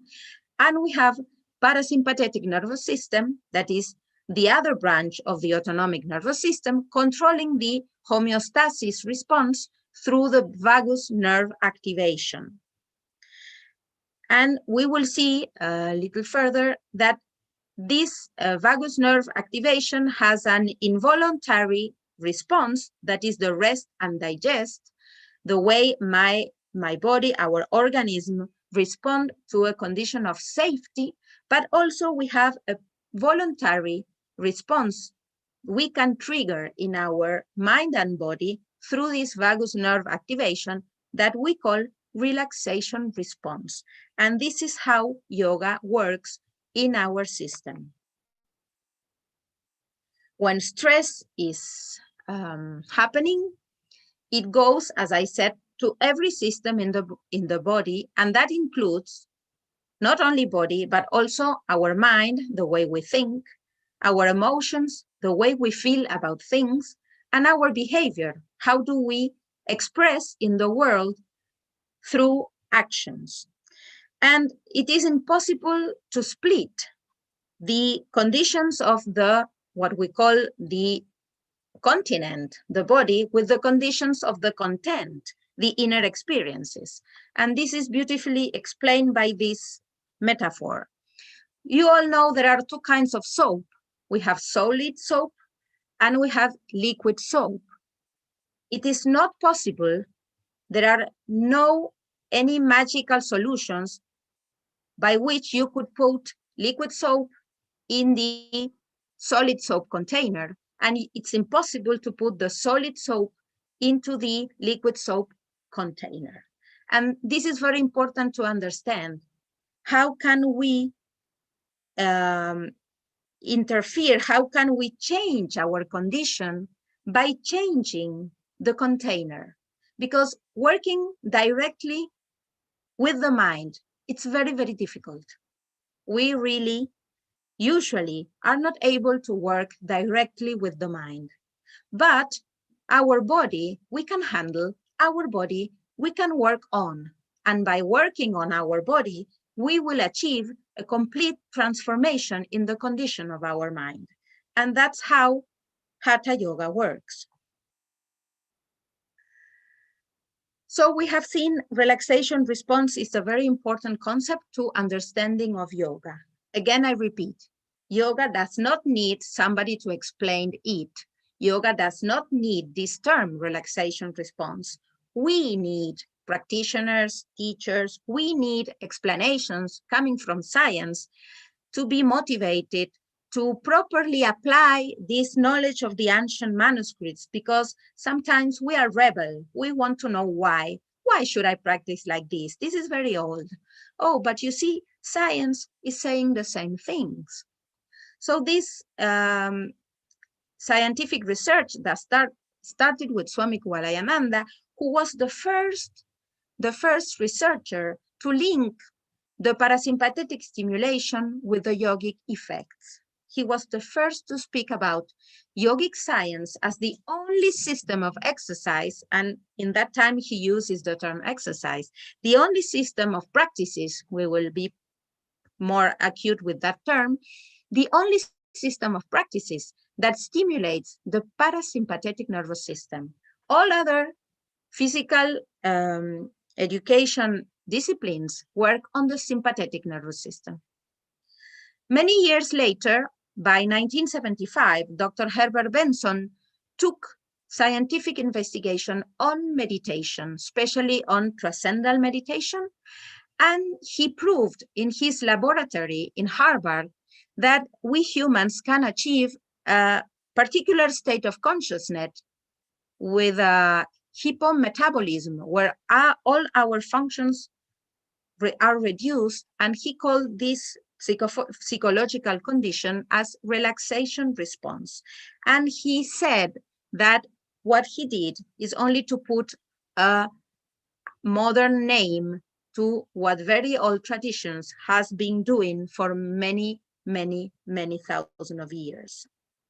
Later on, around 1995, Stephen Porges, another physical doctor from the USA,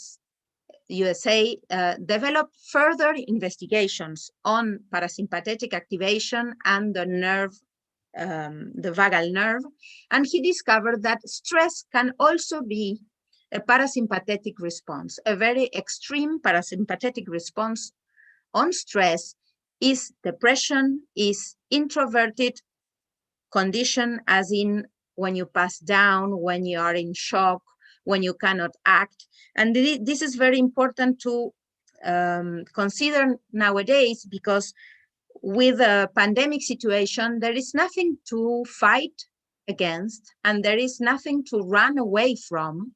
So this fight or flight reaction might become not useful. And as there is no way out, the extreme stress reaction is to shut down. And many people are suffering now from depression and paralysis. They don't know what to do, how to engage in life as this situation, as this danger is going on. So yoga can also rescue you from this kind of stress. Notice that relaxation response is more than a simple rest and digest parasympathetic reaction. As you see in the image, rest and digest does not imply your will, does not involve your intention, and does not ask for a proper attitude. It just happens physiologically. But the relaxation response needs you to become involved in the process. You become involved by applying a certain practice. You choose, you learn a practice, you apply with a specific attitude. That means you have to be fully present in awareness, complete attention to the experience, and the intention to achieve a certain condition has to be there. So when you add all these things, an action, particular action, karta, an attitude, a bhava, and an intention, an attention and intention. With these three elements, action, attention, and intention, you have yoga. How does our organism start this relaxation response? Well, this is responsibility of the vagus nerve. Vagus nerve is one of the most important cranial nerves, and it is the axis of the parasympathetic nervous system. This nerve goes from the brain to all the body internal organs, and it has a special participation in our oral activities, not only the mechanical movements of the mouth, but the ability to speak is very important, because communication is one of the aspects of a person when a person feels safe. So it has a social aspect of this relaxation response. As Dr. Manman Garote said before, yoga also benefits us in the social arena.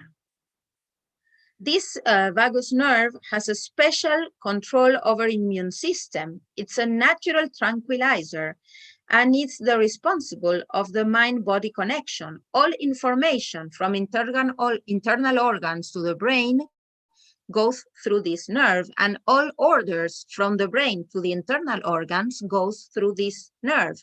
So that's why yoga, it's a mind-body connection, or mind-body increaser of awareness.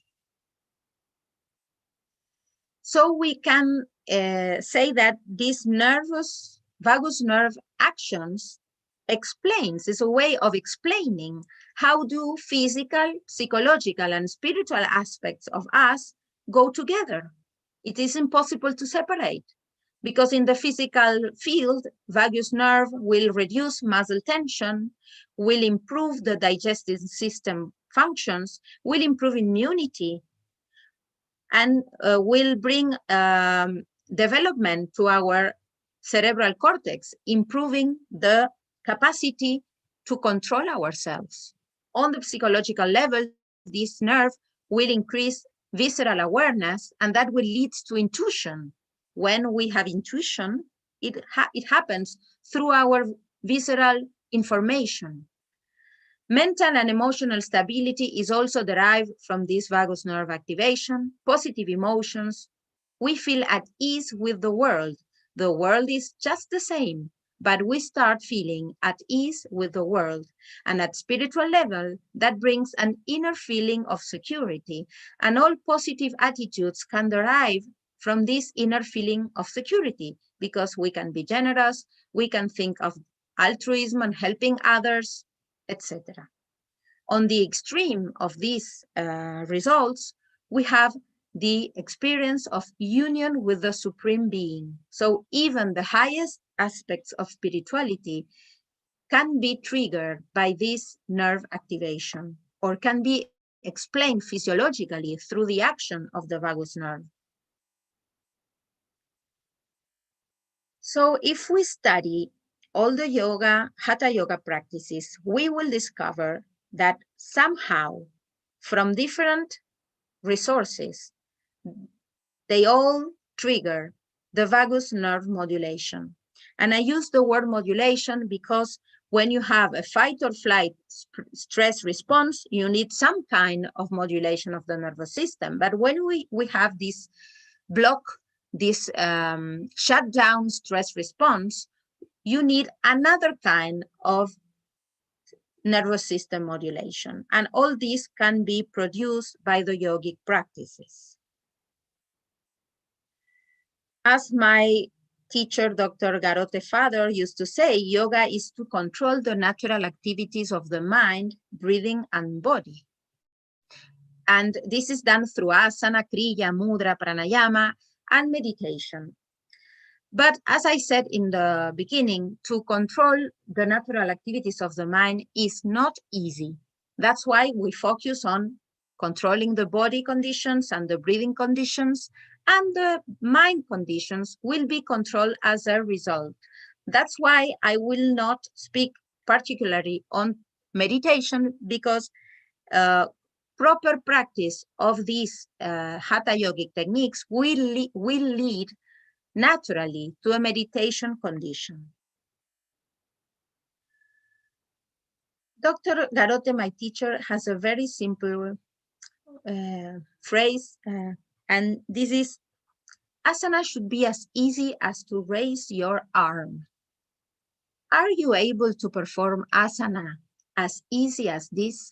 Are you able to perform asana with no stress on yourself? Because this is the key to the results. What Dr. Manman was explaining about the effortless attitude, the free flow attitude to achieve comfort and stability in asana is the main part of the practice. It doesn't matter how difficult the asana you choose to perform is. It matters how you perform that asana. And with these comfort and stability conditions, you also need to have one focus of attention. You cannot perform asana and watch TV at the same time. You cannot perform asana for public audience with somebody having a making a film on you or taking pictures, because attention should go inward. To what? To your inner experience. If your attention is not inside, if you're not aware of your inner experience, then I'm sorry, even you use very Sanskrit beautiful names, this is not yoga. Why asana is so important? Because the remedy for stress is stretching. As you see in this image, all mental fluctuations and mental tensions go directly to the muscles, increasing the muscle tone, and at the same time, as you feel tension and pain in your muscles, you become worried. Oh, what is happening to my body? Oh, I'm so uncomfortable in my body, and your stress in the mind is increases. So this is a vicious cycle, and it goes directly to the autonomic nervous system, and it says, disaster, I'm not feeling well, I cannot handle myself, and this is increasing stress in yourself. So it is very important to work on the muscle tone and to work also in the respiratory pattern. We will see how this influences the conditions of the mind and reduces the emotional disturbances. Body posture is very important. It is the link between what we say before, continent and content, what there is inside the internal experience, mind and emotions, and how we behave and how we carry our body outside. And 20th century physiological experts discovered we could explain all the body muscles in two principal chains, the posterior muscle chain and the anterior muscle chain. The posterior muscle chain, we will see in detail in a few slides, tends to become extremely tense, tends to become rigid, muscles get short and very tense due to stress reaction. And also because all the support for our standing and sitting position, the vertical condition of the trunk, depends on these muscles.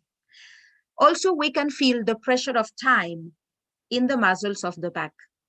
That's why when we achieve relaxation and stretching of these muscles, we change our mind condition. We can go in introverted attitude once this chain is released from tension. On the other side, the anterior muscle chain tends to become weak. The back chain tends to become too hard, and the front chain tends to become too weak. And one of these reasons is negative emotions, because you have to think that in the front part of our body, we have our most sensitive areas, and we tend to shrink and to hide our this sensitive front part of the body due to negative emotions, because we want to protect ourselves when there is grief, sadness, guilt, anxiety. When these muscles are toned up and recover length, we achieve emotional balance and a very good social disposition. Posture, personality, emotions, mental style, muscle tone, they all go together. If your posture is not proper, you will express or you will content a depressed or a frightened personality or an angered personality or submitted or rigid or balanced. So working through your posture, through the body tone, you can improve your personality. Well, this is a little more explanation on these muscle chains. Anterior muscles of the body can be grouped in two chains. One is vertical and the other is obliquely crossed chain. So we need different kind of yoga practices of asana to work on all these muscles. So you have to use backward bending poses and also twisting, lateral bending, and hip adduction poses.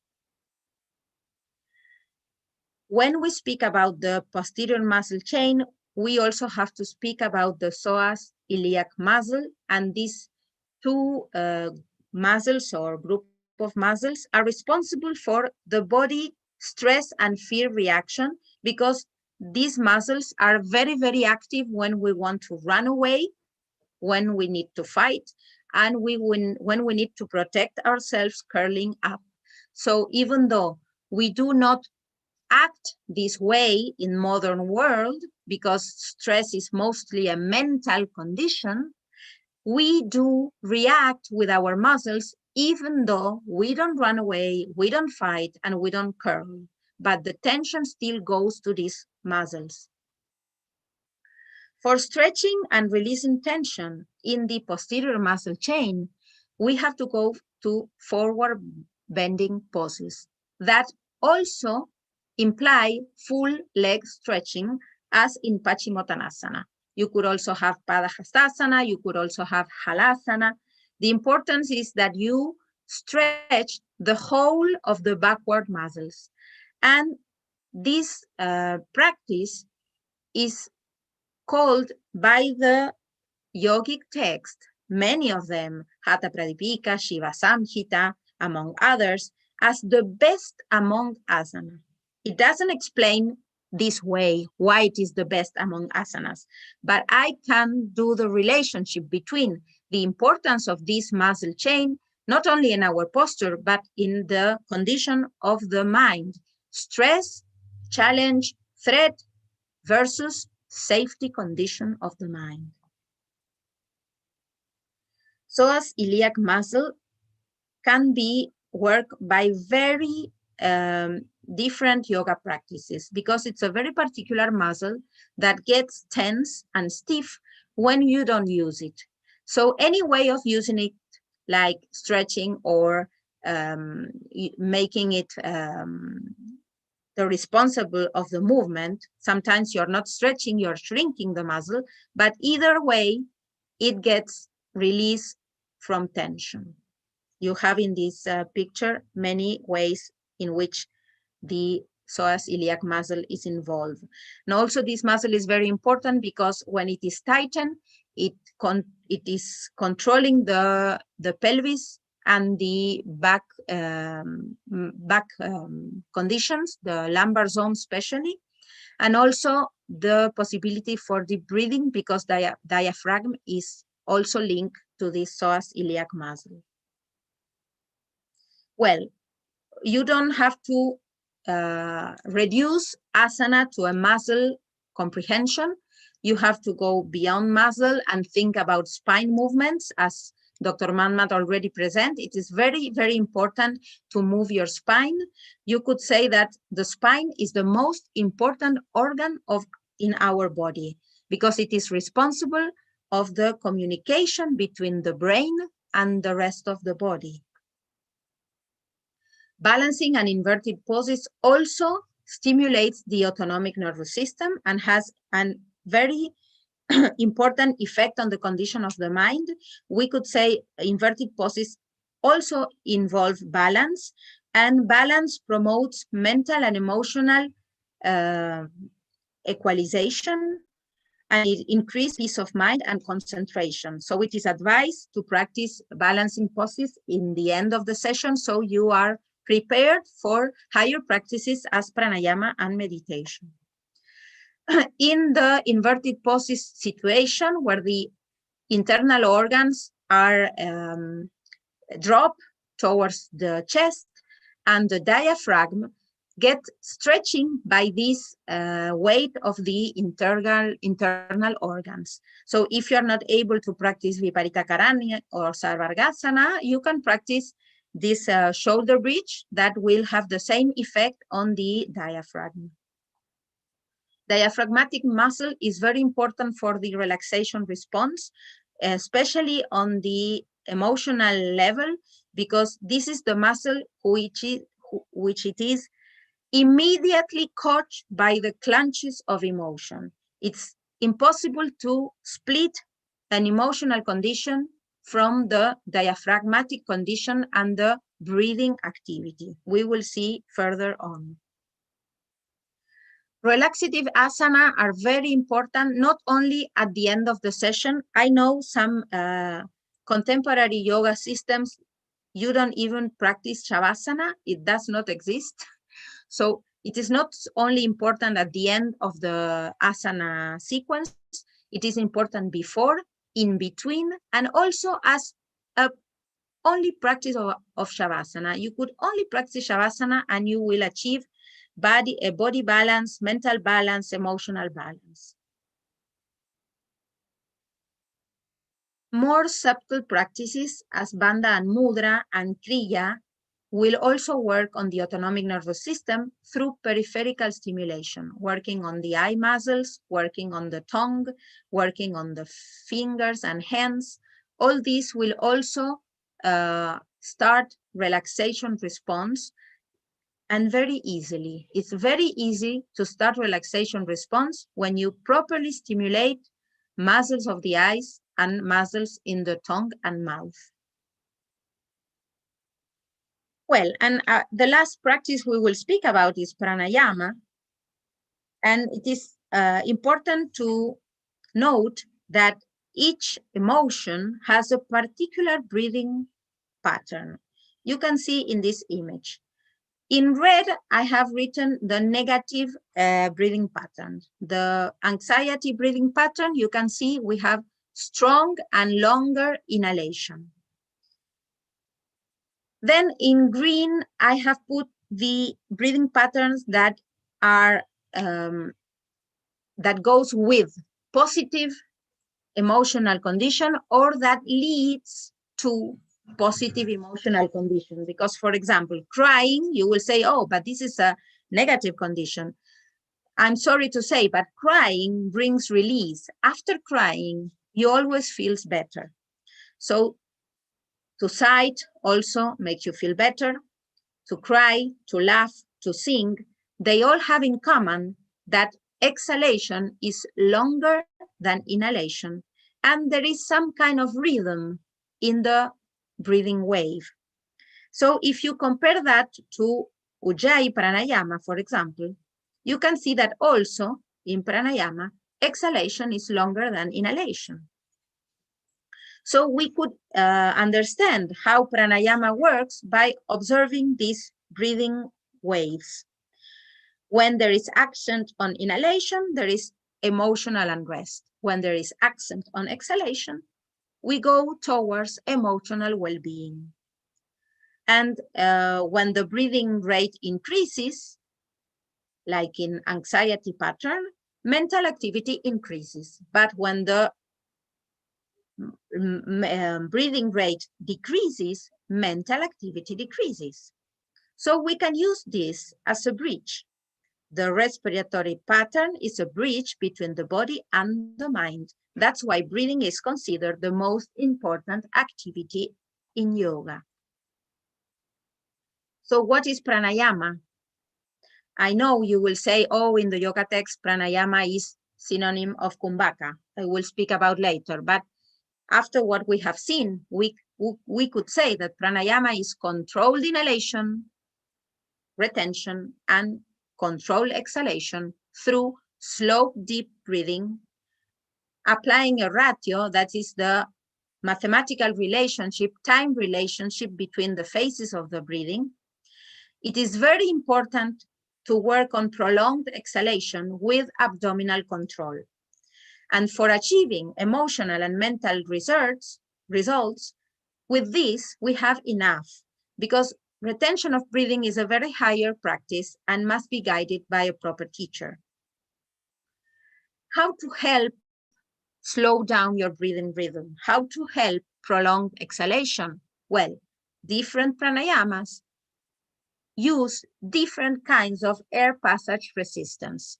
So if you reduce the air passage diameter, the breath will go out or in very, very slower.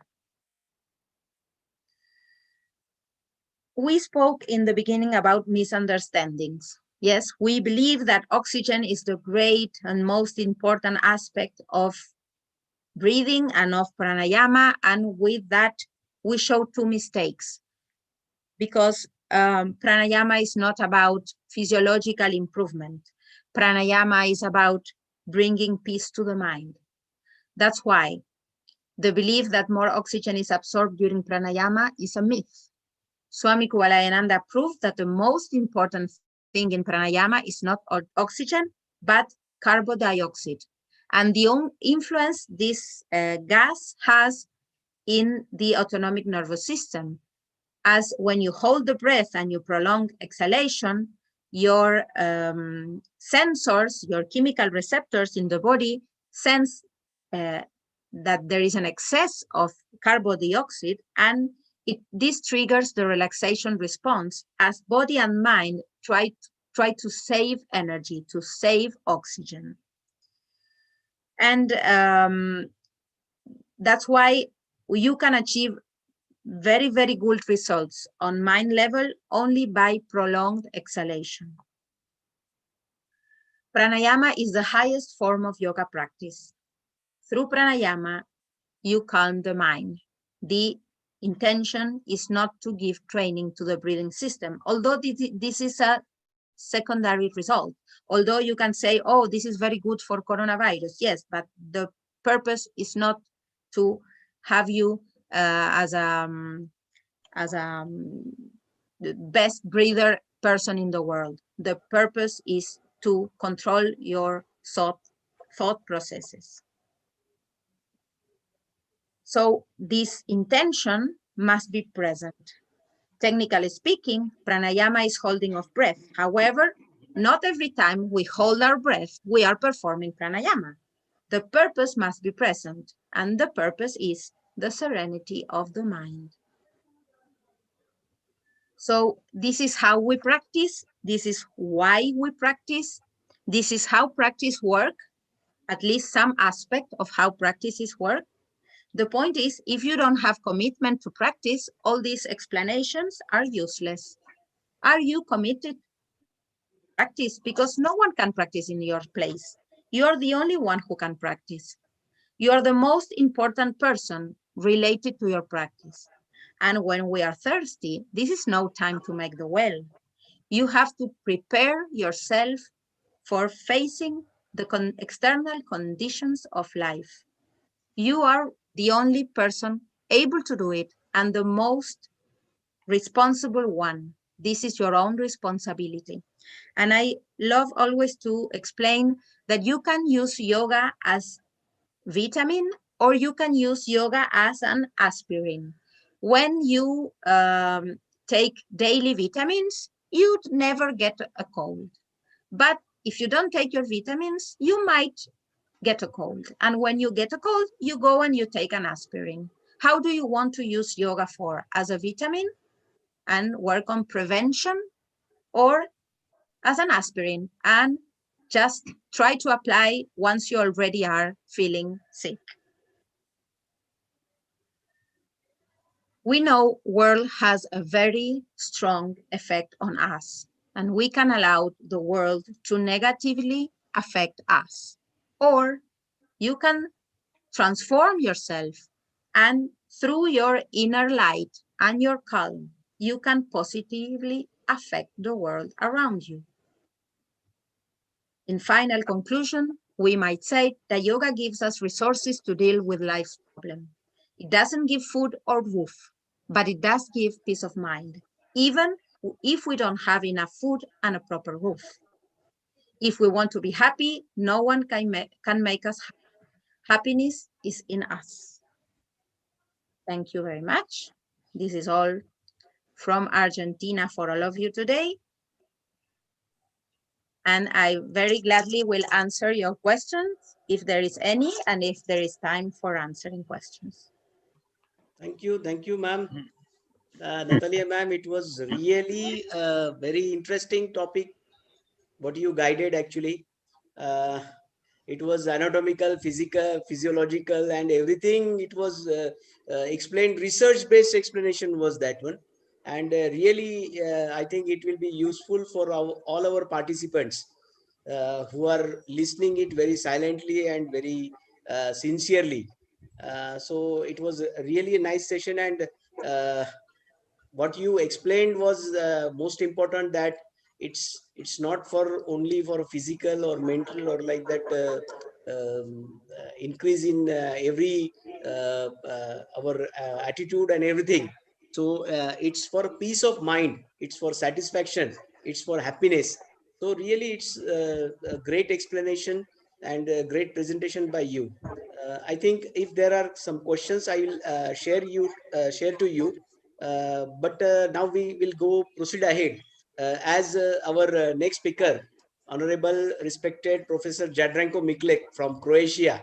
He has been joined recently. He was also on a webinar. So he completed that one and immediately he joined for our international workshop for today's session. So I welcome Dr. Jadranko. Welcome, sir. Please unmute your, yeah, it's unmuted. Welcome, sir, for this international workshop. And thanks to you that you received our invitation and accepted our invitation. So I thanks to you, and I would like to ask you to continue your session. But before that, I would request Dr. Meenakshi Gauri, ma'am, to introduce Dr. Jadranko as it's needed by every participant. They should know that how knowledgeable our speakers are. So I would request Dr. Meenakshi Gauri ma'am to introduce Jadranko. Jadranko, sir, it's overwhelming response from our Indian professors, Indian sports teachers, Indian sports lovers, Indian yoga lovers. So it's overwhelming participation on this Zoom session as well as on live YouTube session. So welcome again, and I would again request Dr. Meenakshi Gauri ma'am to introduce Dr. Jadranko Miklick. Meenakshi ma'am, please. Am I audible, sir? Yes, yes, please continue. Okay, thank you, sir. Hello, everybody. The second session was very lucid, explanatory, and interesting. I hope you all have enjoyed it. Now, our next speaker is Honorable Professor Jadranko Miklick from Croatia. Having profound knowledge of yoga, I would like to introduce him. Professor Jadranko Miklick, Yogacharya, Yoga and Ayurveda therapist, teacher of transcendental meditation, and Maharishi's Vedic science herbal scientist, president of Institute for Yoga and Ayurveda, Sun, vice president of European Yoga Federation, teaches yoga in Europe, America, and other countries, continents. He gained knowledge about yoga from Maharishi Mahesh Yogi, A.G. Mohan, direct disciple of Sri T. Krishnamacharya, Maharishi Swami Devmurti, Yogacharya Dr. Mukunda Bhule, Sri Guru Maharaj, other Yogacharya, and his own insights which he gained through the long practice and discovering a deeper understanding of yoga. He wrote 6 books about yoga. Also, he has experience with the application of yoga and Ayurveda to sports such as tennis, football, judo, volleyball, and many more. For teaching yoga, is cooperating with Maharishi's Academy for Vedic Science, German Society for Ayurveda, University Sports Institute for Sports, Association of the University Tübingen in Germany, Morarji Desai National Institute of Yoga, the Lonavala Yoga Institute, BPCA's College of Physical Education, Mumbai, Bharati Vidyapit Deemed University, and College of Physical Education, Pune, Savitribai Phule Pune University, Pune, all from India. European Yoga Federation and World Movement for Yoga and Ayurveda, Centenary College, New Jersey, and Academy for Living Healthy in America. Now, I would like to request Professor Jandreko Miklick to start precious guidance on yoga to develop greatest healing power. Please, Dr. Jandreko, sir, platform is yours. Please, sir. Namaste, and thank you very much, my dear friends and yogis and lovers of yoga, and Namaste, namaste. And all of you which so generously and organizing these conferences for the benefit of all the people. And it reminds me to the ancient stories of at the times when the life on the planet Earth was in danger for its inhabitants. Then always some rishis and great munis and maharishis, they used to gather, and out of their compassion, they were searching how to help humanity. And we are today in some similar condition all over the world, that the life of the people are somehow in danger with this pandemic. And that's why we try to find some solution for that. And taking recourse to yoga. And as it was in very ancient time, the knowledge came about yoga to the people and about all the precious scientific background of yoga, which is in the form of the Sankhya presented to the humanity. It came as an act of compassion from Maharishi Kapila, very ancient seer, who actually were giving solution to many different kind of the problems and to the suffering of humankind. And I would like to dwell this time about his way of approach.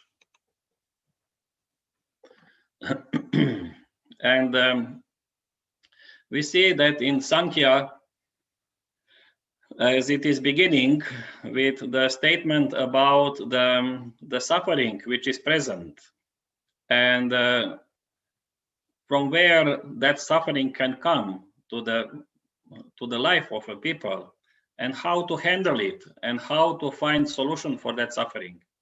And this was quest from many sages, and Lord Buddha also, and all the rishis were searching for that. And now what Maharishi Kapila said, that we are exposed to different influences in our life, and also we are having our own personal lifestyle and the will how we live, the way how we live. And according to that, we are able also to cause different problems and suffering for our own life, depending which way we think, which way we act, behave, and which way we live. So then that cause of suffering, which is our own wrong actions, which are not in accord with the intelligence of nature and the laws of nature, he said this is pertaining to us. And this, he said, this is adhyatmic source of the suffering to our life. And we see if we don't take care in a proper way, by following all the precious knowledge from the masters of yoga about how to live Sanatana Dharma, how to observe the principles of yama and niyama in our life, and asana, and about taking care about our body, about our breath, about our mind, and about our soul. If we don't approach to all these levels of our life in a proper way and keep purity on these levels, then for sure our life will start suffering from many kind of different problems.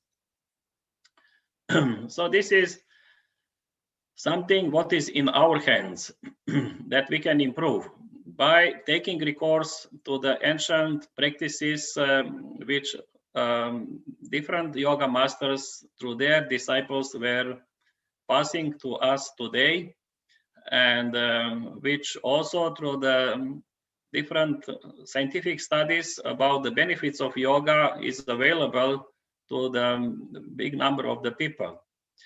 And the other thing is that we can start suffering from the influence of the 5 elements around us.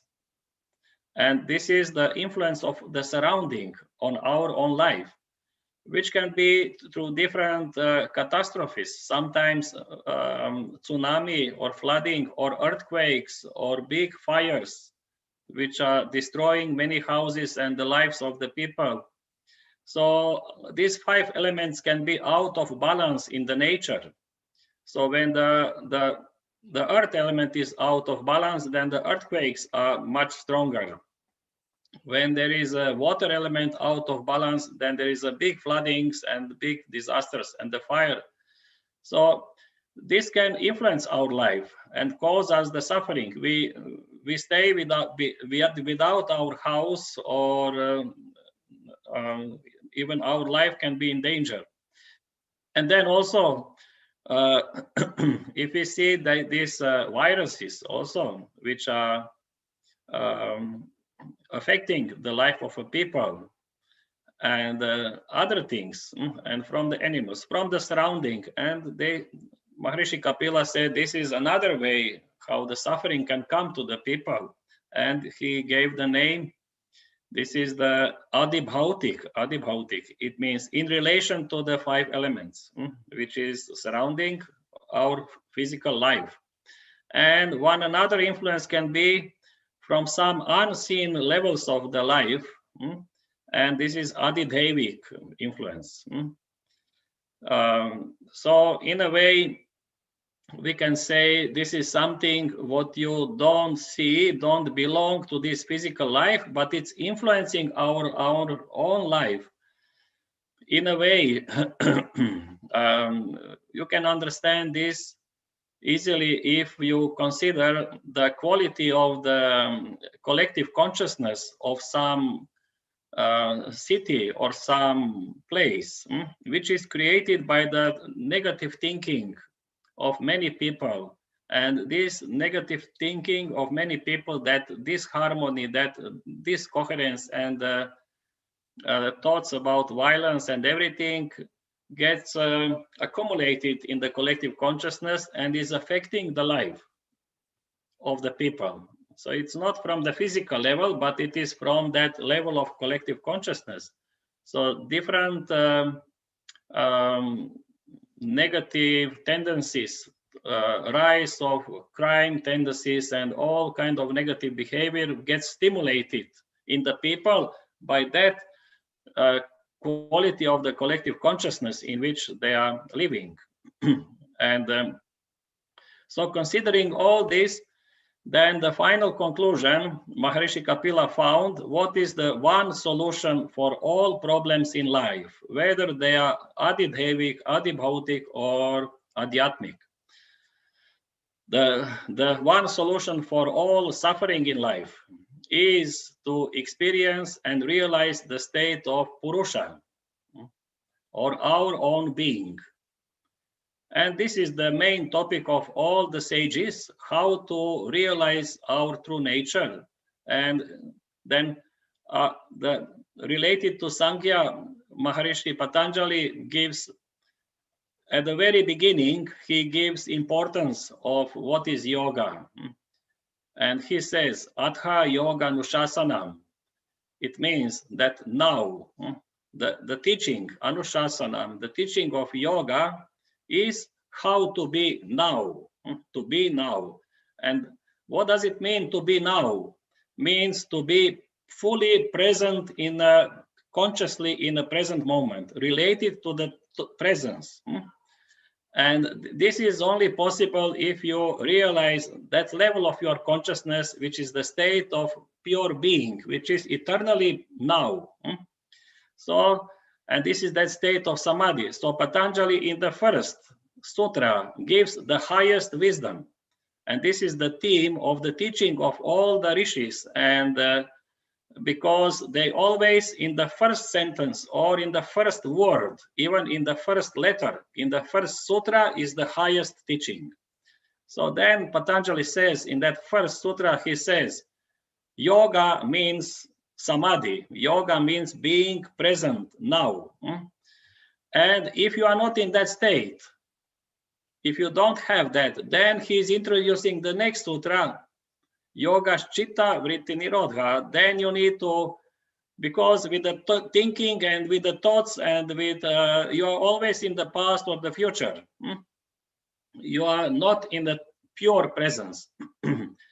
Then you need to reduce, you need to go beyond, you need to transcend, you need to stop all the vrittis, all the activities of the field of your individual consciousness. It means on all levels, because chitta is not the mind only, but it is also the level to the intellect and the senses function and ahamkara and all these levels. You need to stop the activities on all the levels of your individual consciousness. Then your individual consciousness becomes pure and it's able to reflect its origin within its structure. Then tada drashtu svarup avastaram, and this is the state of the health. Then you are established in the wholeness of life. Then you realize that Purusha value or Samadhi value, which is the basis of our own life, basis of our own existence.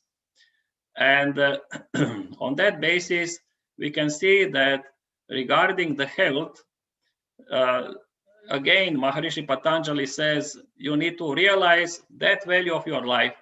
Then you are swastha, then you are a healthy person. Whatever problems can be, this is the healing process. Yoga chitta vritti nirodha is the healing process. And the state of health is tada drashtu svarupa avasthanam. And the cause of illness is vritti sarupya mitaratra. The cause of illness is that we are out of ourselves, that we are identified with the objects and experiences which are experiencing. And we lose the knowledge about our true nature. So that's why the main topic of yoga is how to get that experience. And then they are giving the principles how to reach that from many angles, approaching our life from different angles, and how to go beyond the identification with the objects, to transcend and go to that state of samadhi. And why we need samadhi? What is the benefit of that experience? Why it is so important? And there is one secret in that. Because that level of life, which is the state of pure being, in Sankhya we can say avyakta state, avyakta, which is beyond, which is transcendental field of life. It has its own existence. That state of pure consciousness, pure being has its own existence. But because it is consciousness, it has its own intelligence. It means it has ability to be conscious, to know. It has its own aspect of intelligence. And that secret of that relation between that level of pure existence and pure intelligence is that when the pure existence becomes conscious of itself, then that aspect of pure intelligence becomes intelligent and starts to create and starts to operate. That aspect of pure existence is called Purusha, and aspect of pure intelligence is called Prakriti. This is relation of Purusha and Prakriti. How you can engage Prakriti to, in a very intelligent way, keep all its creation in perfect, healthy functioning. Just taking recourse to the state of Purusha. This is the secret. So how you can engage? Because there is that intimate relation. When existence becomes conscious, intelligence becomes intelligent. And now with yoga, what you are doing, with all the practices of yoga, you try to make your existence conscious on different levels of your existence. And finally, that you become conscious on the level of your pure existence of pure being. Then you are giving life, you are enlivening the full potential of Prakriti, of that intelligence, which will do its work and heal anything what is needed and put everything in proper order. So this is the highest and greatest healer in the whole universe, is the Prakriti, Mother Nature. This is the highest power which can heal anything. How you can engage that healer, highest healer in your own life, not only your own life, but also in the surrounding, by enlivening, making conscious your own existence on the level of the pure existence. Then the total value of intelligence will be developed. Because as Maharishi Kapila says, Prakriti on its own is non-intelligent. Only with the conscious presence of Purusha, Prakriti becomes intelligent. And it's able to do anything, whatever. So what we need to do, we need to create conscious presence of Purusha in our own life. And this is that value which is out of our consciousness. And that value, that Purusha is consciously present in our own life, is expressed by Tada Drashtuh, Svarupe Avasthanam. This is the conscious experience of the Purusha value of your Sakshit, or your witnessing value of pure existence in our life. And in relation to the Vedic science, you know that all the knowledge comes from the Rig Veda as the highest level of the expression of the knowledge about life. And the Rig Veda explains all the cosmology. And then from Rig Veda, all other aspects of Vedic knowledge are coming out as Upangas, Vedangas, then Upangas, and Brahmanas, and other Itihasas, Puranas, Smritis, and all different aspects of Vedic literature. Now the Rig Veda speaks about that structure of 3-in-1 value as Samhita of Rishi, Devata, and Chandas. That value of Samhita is that value of the holistic value of pure consciousness, which when it is conscious of itself becomes its own observer, and this is called Rishi value. Then that's the same one in pure consciousness becomes its own object, which is then expressed as Chandas value. And it has its own relation internal, which is also pure consciousness, which is the Devata value. Now, when the life is manifested, then that aspect of Rishi value remains on the level of our own self, our own soul, our own pure consciousness, the Purusha value. The Devata value becomes the function of the mind, and the Chandas value becomes the objective field of the life which we are experiencing, our own body. Now, what is the practice of yoga considering the Vedic science is moving from the Chandas value to the Devata value and then to the Rishi value back, so that you can reach consciously that level of being the pure witness, Tadadrashtu, or the Purusha value. So that's why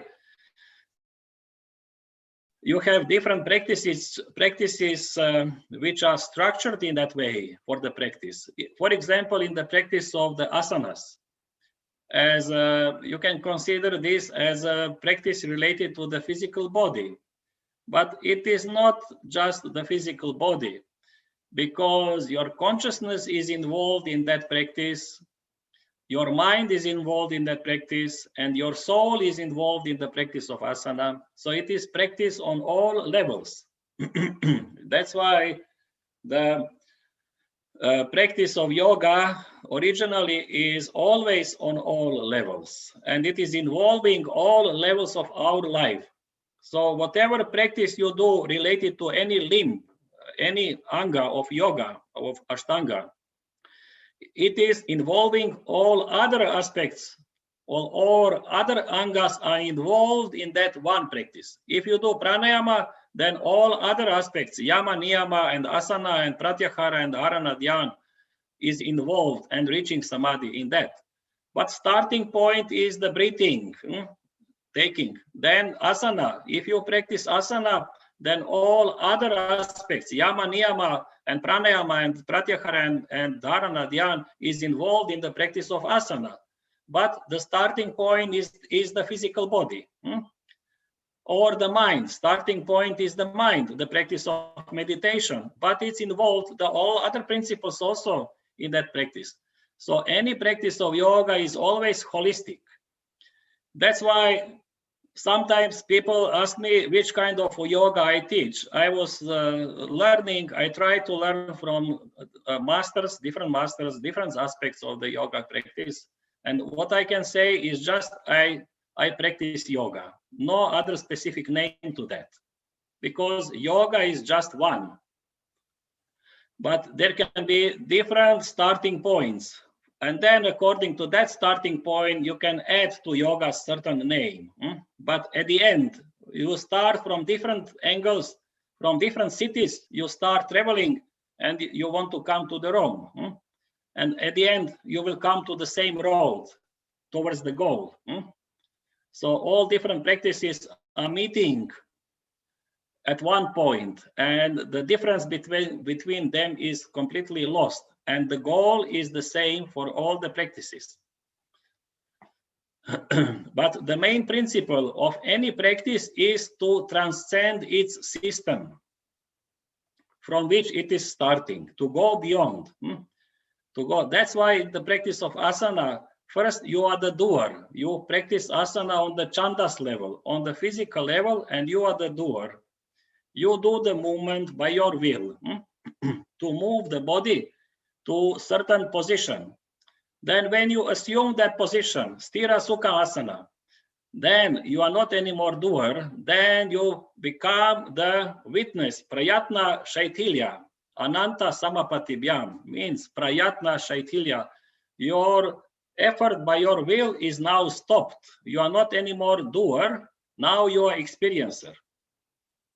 And what you are experiencing, when you experience that position inside your own body, you will find out that inside your body there is certain activity of expansion, retraction related to the breathing. that prana and apana vayu function. And then you have that attitude of melting, of surrender. Just you stop doing anything. When you assume asana, then you come back to yourself. Just be simple, innocent, in the surrender manner. And whatever you are observing, don't interfere with that.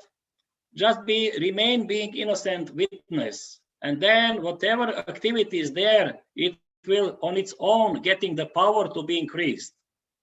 Then the function of prana, apana, vayu will be stimulated from that level on its own, will increase.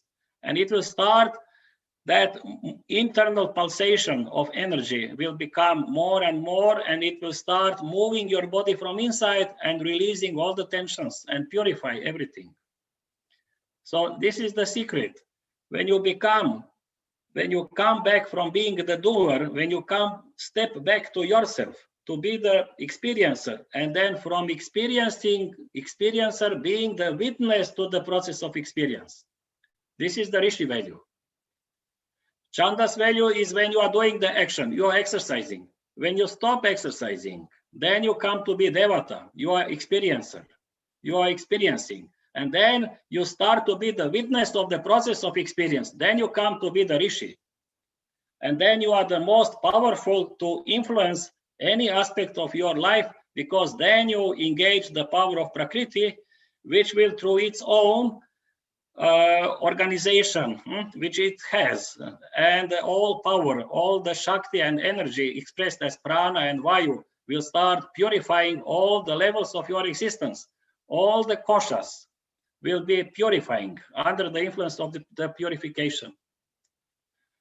So that's why Patanjali also don't ask you, it's not asking you to do anything to achieve something.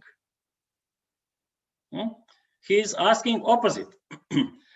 And this is also the teaching of the Lord Krishna in Bhagavad Gita, when he is giving the secret to Arjuna about how he is creating. He says, taking recourse to myself, to my own nature, Prakriti Swam.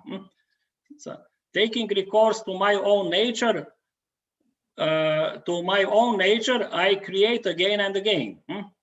So what he is doing, he's just self-referral. He is taking recourse to his own nature, to that Purusha value. And by that, he is giving power to Prakriti, enormous power. So what he is giving as example, what we can do in our own life. That's why the main importance is that we become more and more conscious of different levels of our existence.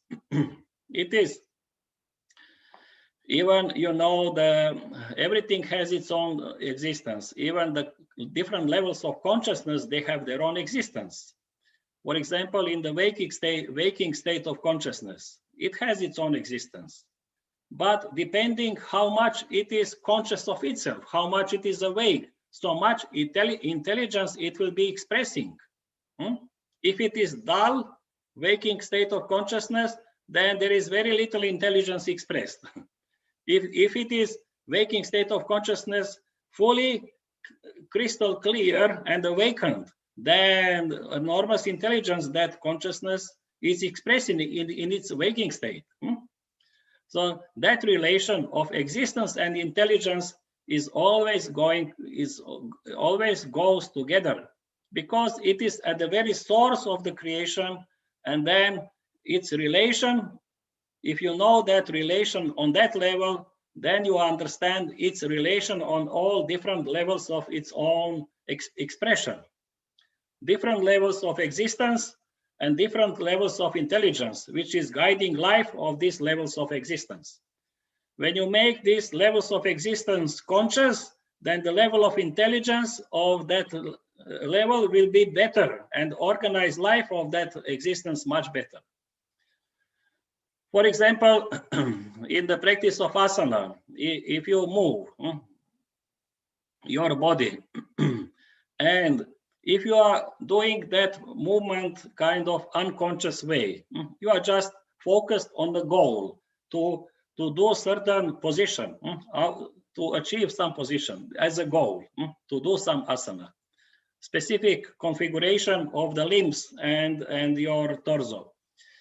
And then your movement is unconscious in a way, because you are already on the goal. You don't follow what is happening inside your body. But if you do that movement, being fully conscious and feeling that movement on that level of your internal state of your body, then it will stimulate the intelligence of that part to function much better.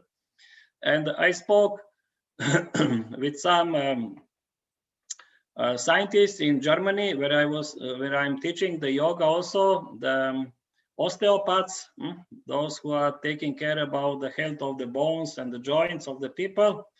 And they said that the recent scientific research in the osteopathy, they found that it is possible even to regenerate the cartilage on the the femur, you know, the bones which are in the hips, the femur, and then the hip joint. And then sometimes even it can happen with forcing the practice of yoga. You can overstretch your ligaments and tendons. You can overstretch.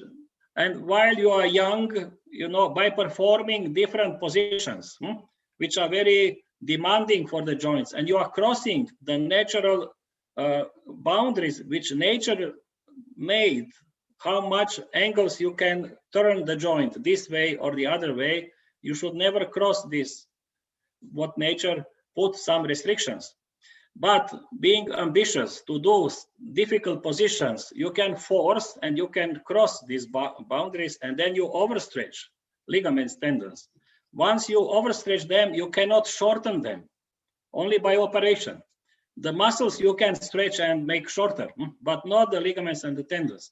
And then what happens when those people are young, you know, physically fit and strong, then the muscles are keeping joints in a compact condition, and the function of the joint.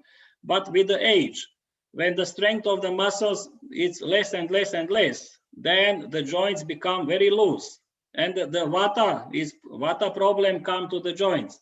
And what happens is, when then the people are walking, then there is no compact condition of the joint in the hip, then it is hitting inside. While the movement and walking, this femur is hitting the internal structure of the joint and damaging the cartilage. And then arthritis comes, the inflammation of the internal structure. And through the inflammation comes the damage of the tissue, decay of the tissue, bone tissue, and many problems, arthritis, and all the problems comes. You see, that's why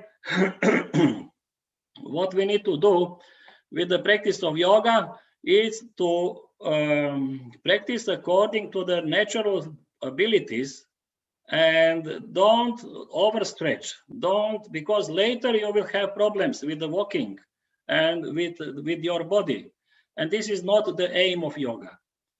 The aim of yoga is not like a sport competition, that you will be like the professional sport people now, the professional gymnastic people and the football players or whatever, and any sport up to the 40, 50, maximum 45, they are able to, after that, they are invalids.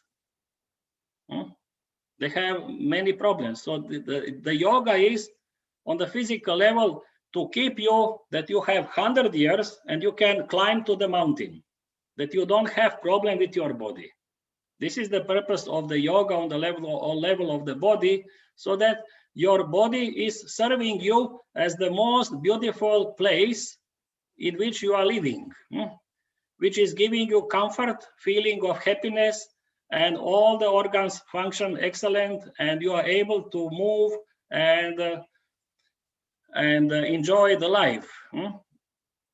So that's why also on that level they found, if you practice yoga in the traditional way, which is the slow and conscious movement and feeling the movement inside, Then they found, these German scientists, they found that there is coming recovery of the cartilage, which was thinking before it's impossible.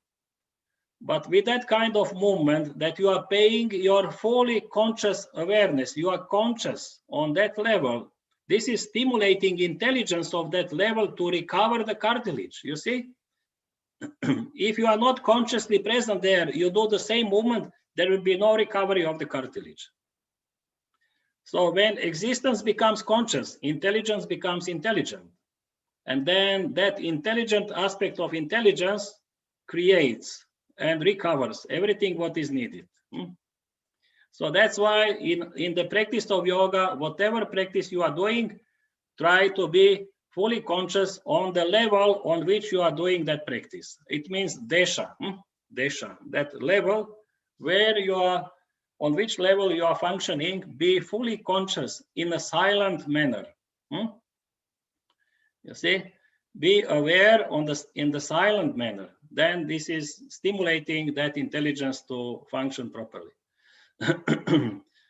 So, because there is not so much time to enter in more details in specific practices, but I wanted to give just some general idea about that aspect of the teaching of the ancient seers, that what is needed is just to become your own true nature, and the God takes care about everything else. This is the principle of Yatinam Brahma Bhavati Sarati. You become Yati, and then the God, the Brahman, will take care about the chariot of your life. Everything what you need, and the God, through its power, through its mother nature, is taking care of everything what you need regarding the health or anything for your existence. Just what is our duty is realize the state of the Purusha, pure consciousness. Go beyond, transcend, find your true nature. And by that, you take care of the rest in the most efficient way. So, thank you very much for allowing me to express some of these aspects. And if there is any question, I'm happy to answer. Thank you. Thank you, Dr. Jadranko, sir. It was very precious information and guidance by you regarding the realization of Purusha. You started from a ancient story like that, so it was really useful, and you guided regarding the realization of Purusha and nature, synchronized every aspect of yogas and how the practice has to be done. So that also you clarified. So it was really a nice session. If there will get some questions, then I'll ask you for the same to answer. Now I think we'll proceed for our next, that is last session. Again, I would like to thank to Dr. Jadranko sirs. Really, your experience is a lot of meaningful for us also, because you percolated all what you have in with you. So it's, I think we all are lucky to hear you. Thank you, sir. Thank you very much. It was really a nice session by you, and very much knowledgeable. It's enlightened our knowledge also, sir. Thank you very much. Now we'll proceed to the fourth speaker. That is our last session, who is my friend from Kaohsiung, Taiwan, Wang Ching Cheng, Mr. Wang Ching Cheng.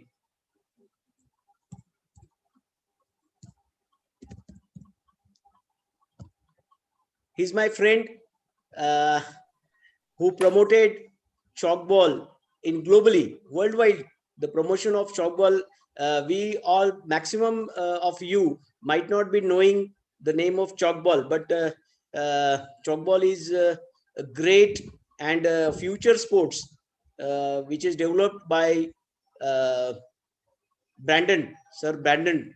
So it's actually origin is from Geneva, Switzerland, and globally promoted by my friend Chris. We call him as Chris because Wong Ching Cheng is a somewhat a big name to utter. So we call him with the name of Chris. My friend is there. Welcome, Chris. It's nice to see you after a long time, because I know that while promoting chalkball in India, we mutually organized Asian Chalkball Championship in Nasik, a place like Nashik. We organized a Asian Chalkball Championship. So it's nice to see you again and get information from you also. So thanks for joining us, and very much welcome to you in our international workshop.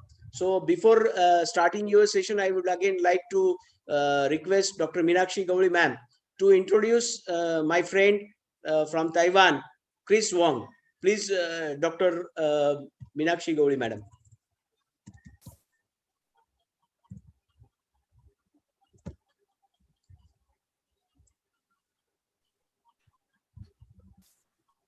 Hello, everybody. The third session was very nice to hear. Now our next session, special guest is Dr. Hong Ching Cheng. We call him as Chris. I would like to brief his intro. Hong Ching Cheng from Taiwan. PhD from National Taiwan Sports University. MAd, B.Ed from National Taichung University, Department of Physical Education. He was president of International Chalkball Federation 2009 to 2017, Secretary General of Asia Pacific Chalkball Federation, Deputy Secretary General and Director of the Chalkball Association of the Republic of China, Chalkball Technical Director for the World Games 2009 in Kaohsiung, Executive Committee of Kaohsiung Sports Association, Director General and Chairman of the Chalkball All Committee of the Kaohsiung County Sports Association, Director of General Affairs of Haibu Elementary School and Students Affairs Director of Saiwai Elementary School in Kaohsiung City, Kaohsiung City Luzhu and Saiwai Primary School Scout, leader for 20 years, chalkball coach for 20 years, sports team leader of Kai Wen Elementary School, Luzhu District, Kaohsiung City. Krish organized various world competitions for chalkball and promoted chalkball globally, as like Rabindra Naik sir says. I would like to request our special speaker, Wong Chris, to start his lecture about the future sports. Chalkball make human well-being better. Sir, please. Okay. Namaste, ladies and gentlemen. Namaste. Can you hear me? Yes, yes, we can hear, okay. Chris. Good night now, I think, everybody. It already take a long time. I'm Chris Wang from Taiwan. Nice to meet all of you here during this hard time of COVID-19. Thanks, my friend, Remy Naik, invite me to be here to share with you a new sports like yoga to make the human beings better. It's chalkball.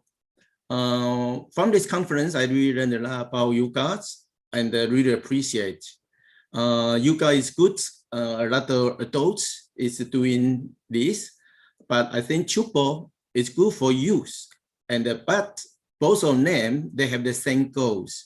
So try to find a new sport. I will briefly to introduce you. Okay. I can share my paper, right? Okay. Can you see the paper? Yes, yes, yes, we can see. Yes. Okay. Okay. This is really nice to be here. Thanks for you. I would like to say my topic is the future sports Chupo. Our sport goal is make the human well-being better. It's the same with yoga. And my outline is try to say something about community and introduce myself and how to play Chupo. And there's 10 good points in educational and human beings. And do some conclusion and you can ask question. Now, I think it's hard time, 10 mask, wash hand and social distance. And Chupo, we have a lot of social distance after you can see it and take care. I think now it's not easy, especially in Asia, but I think we can try to find a solution. Since my friend Miklick, we have another memory in 2009. The first Asia Chupo Championship is in India, and I was here. Miklick is here for another memory. Huh? And I'm Chris Wang. Since you have already introduced me a lot, I retire from schools and ready for Chupo to join OCA and sport coach. So that's why I retire for it. Yoga and Chupo, I think I try to find some difference. Yoga is a frequently used long holds and reduction in its ability to reduce the stress. I see the wiki, and the Chupo is friendly in mind, relax with others, with a group of team games. And the yoga try to maintain bone strength, joint mobility, and the joint stability. It improves posture, muscle strength, coordination, and the confidence. In turn, reduce the risk of injury and the bone fractures. But Chupo improve the speeds, agility, body control, and the reaction speeds, and especially no contacts, but need to jump and shoot and run defense. All kinds of sport activity is included. And yoga, I think, is more focused on single mind and the stillness. But Chupo is more focused on team minds and activity. And he tried to use the sport to change the words. But I think both of them all focus on people's mind and wish human well-being better, just in different ways. I would like to show you what is Chupo. In 1969, there's a Swiss Dr. Hermann Brand trying to do a research, 192-page reports. He tried to find a sports for the future, and he see a lot of sports. He is the first people who introduced basketball and volleyball to Swiss. And after he find Bastin Pronada, and he want to find a good sport is Chupo. And he want to find why, because a lot of sport, they have the body contacts, the injuries in their body, but also their heart also get hurt. So he tried to find no contact, have fun, and look for future. And then the attitude of the committee in order to maintain the health and the atmosphere of the proper competition. I would like to show you a little bit about Chupo. So we have seen the video. Can you see the video? Sorry. No, video No. Not visible. Not possible. Okay. So I need to be sorry. I was thinking maybe I can see you the video to let you see what is Chupo, but No now problem. cannot. It's I think it should be desktop view. It's a projector view. That's why it might not be appearing. Okay. I tried to give you the link. Okay. Yeah, it's okay. But give you a link. Okay. And they will know what is Chupo, but now I cannot. Sorry. But we continue. The purpose, the Dr. Hermann Brand tried to know what we do for sports. Why the purpose for us. And he think is to win or want to collision or conflicts or the breathing or sweet.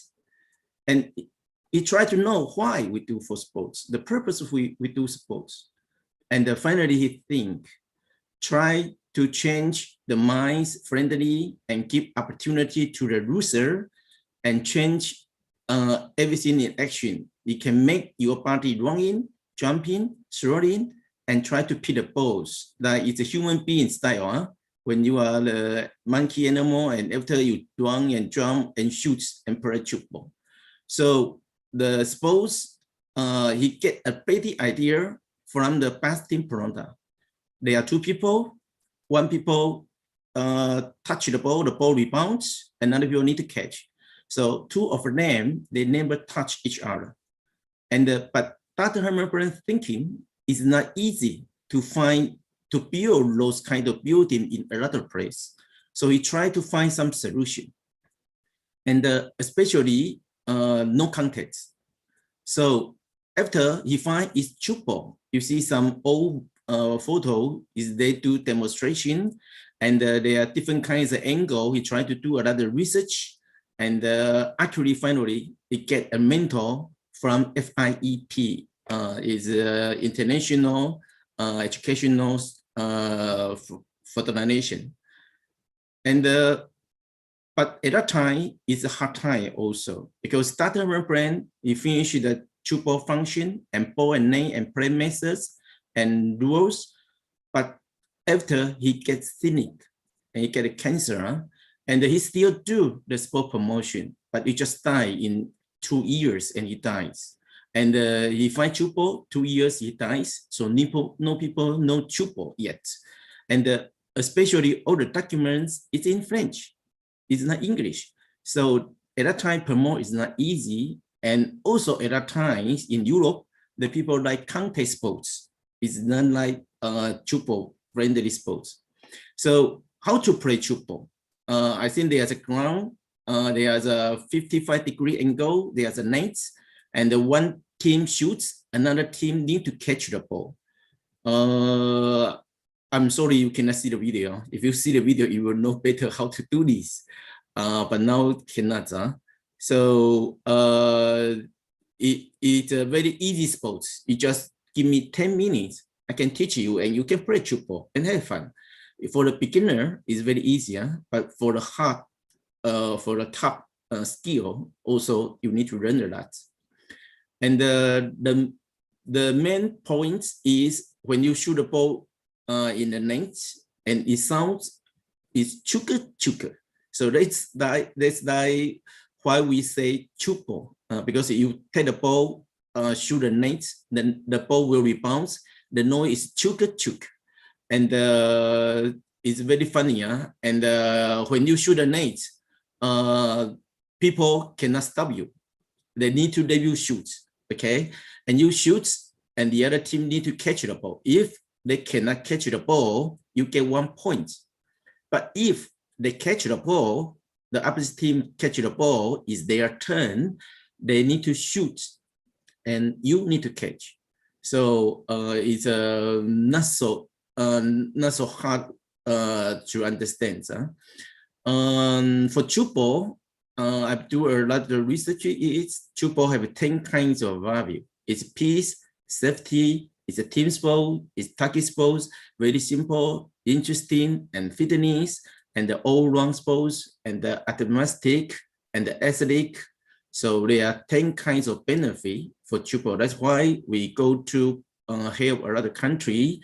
We go to 84 countries in just maybe 10 years, and there are already 60 countries come to FITP event. So I think another country, they like football a lot. And let me introduce you what kinds of 10 kinds of benefit. The first one is peace sports, and especially football spirits. Respect is the main spirit of the sports. It teach how to respect the other player. And the rule, try to use the rule to prevent the body contact. It's no violence sports. And what we see in the reality is very few injuries. And even in the big competition, they are very few. And they have the same purpose with the United Nations, because they hope the human beings can be peaceful through the events. I show you this paper. It's United Nations. The people, we say Chupo, the charter is that the UN charter, and they wish human peace through the sports. And the second, Chupo is the safety sports. And because there's no variations between teams, and it is straight forbidden to contact with each other parties and reduce the injuries. So it's very suitable for students to play, and no contacts. And actually, a lot of sports is not safety enough. Nowadays, parents, they are very few kids, and they don't want their kids get hurt, and even they get fat, and they want to do exercise. So now they all like Chupo a lot. And also the PE teacher in schools, sometimes they are worried if the sports can get hurt, but Chupo very few, and focus on team sports. So it's very suitable for them. And that's why we have very good future. And third one is team sports. For Chupo, every people, they have their own responsibility during the events. So need to collaboration with the group.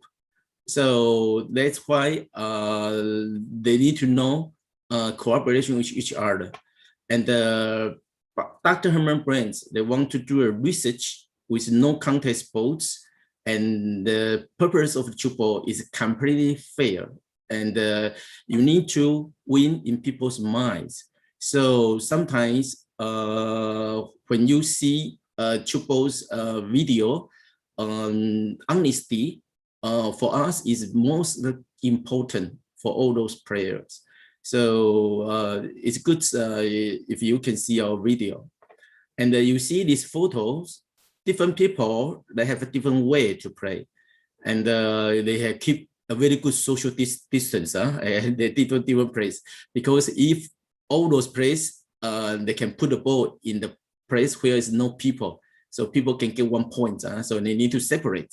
So we keep a very good social distance. And for once, Chupo is a target sports. No matter where you run, the place 27 to 17 meter, no matter where you run, you always have some place no people. So try to shoot the balls where is no people there. They will be also very good. Here is also the link for the video, but sorry, I don't know, the room cannot see the video. So we continue. Also, Chupo is very interesting sports, and just 10 minutes, you can enjoy it, and very fun. And I also do my inter-class Chupo championship every year, and I change some rules. Many rules very simple, and all my school students, they need to learn Chupo, and they play and they have fun. So it's really very good for students. And it's a simple sports. Also, the rule just 3 pages only, so easy understanding. And you can change the rule, like I said before, without limiting steps and landing. It's full of flexible. You can time flexible, age, gender, physical traits, place, everything.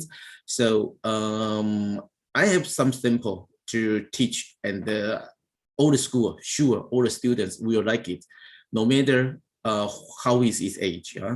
So I wish someday in the future I can go to your country to help for it. And I suppose rules only have 3 pages, that I said before. And if you want to play well, 30 minutes, you will know more detail. But 10 minutes just in the beginning. And you will see it really attracts students' attention. And you just have 1 ball, 1 frame, you can play it, have fun. And the ball and frame is not easy to be damaged. So you can keep it for a long time.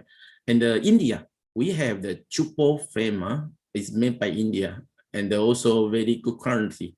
It's homologated by FITPB. Okay. And G is the fitness sports. When you play Chupo, you need to run in, jump in, throw in, and catching the pose. So they are all included in Chupo and to develop your muscle. So it's very good. We have 2 kinds of research to do research who play Chupo and the other team don't play Chupo. What kinds of benefit? We do a lot of scientist research, and then we see the people who play Chupo really improve a lot. You can see for this. And the other, Chupo is an all-round sports. It means Chupo is a good sports. If you have played Chupo before, after you play another sports, it's also very easy and very good for it. Like my schools, the students high jumps, long jumps, or short running, or the softballs, or ducky balls, and the handballs, they can also do it very well. And in those years, the governments want to carry the physical fitness for the students, but the students do this kind of test, they feel very boring. So I try to introduce Chupo for them in my schools, and those students, they like it, and they try to improve by themselves because they need to jump, they need to shoot, they need to run. So after my school's physical fitness, it's very good. It's because of Chupo, not because we do a lot of boring tests. So I think it's very good if we can try to use the sports the students they like, they want to do by themselves, they want to learn by themselves. I think it's more easy for them to improve their fitness. Also, for the athletics sports, shooting, jumping, playing things, also very good. And when you jump, it's very beauty. You see the Chupo jump photos is also very excellent. And the power of the beauty of sports. And during this competition, and they have 3 paths. So it's really very funny for it. Also, we are very aesthetic sports. I think this is our Chupo spirit, because a lot of sports, they just focus on the winner. But Chupo, no, we focus on the loser. We give the loser more opportunity. We try to tell the winner, not so proud. You need to be happy. You can happy for a minute, but after you need to thinking about the reaction of the loser. So the loser have a right to start a pose after winning and get a point. It's really unusual, and I think it's very good. And even if you win the competition, you cannot be so proud. You need to take care of the other feelings and do not cheat others. And if the referee say is a point given, you cannot complain. You say it's okay. But if the referee get a wrong mistake, you need to insist it's my mistake. So it really wins people's minds, and players build a good relationship with each other after this competition. And so after the event, we have gala dinner, and all of us, we are very happy because we are friendly sports. We are no body contact sports, so people are good friends. So after this competition, we are all good friends, like I said before, and the Chupo spirit is the objection of human physical activity is not to make champions, but rather to help and contribute a harmless society. Is our Chupo spirit. So for Chupo, I think it can make the better future. And also, we are honesty and the fair sports. During the competition, when we give the wrong results, players are honest to tell the referee to change the results. You can see in Chupo, really. And even it's not good for themselves. They need to understand, and the people see and really win in people's minds.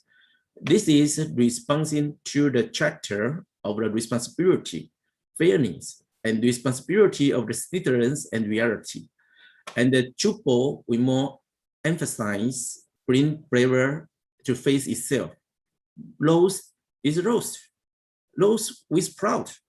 Win for one time, not means to win forever. So the point is to win in someone's mind really wins. And this is what Chupo Charter and we promote in the Chupo spirit. For the summary, I said educational, sports, is not IOC sports. A lot of people focus on IOC sport only, but I think there is a lot of sports. It's very good sports. We also can focus on some of them. Also, they maybe can have a good future. And I think Chupo can not only be attending into the course of physical education, and he also can help to improve our, encourage our students, and to avoid the negative action, and to build a prayer philosophy and charter, good charter.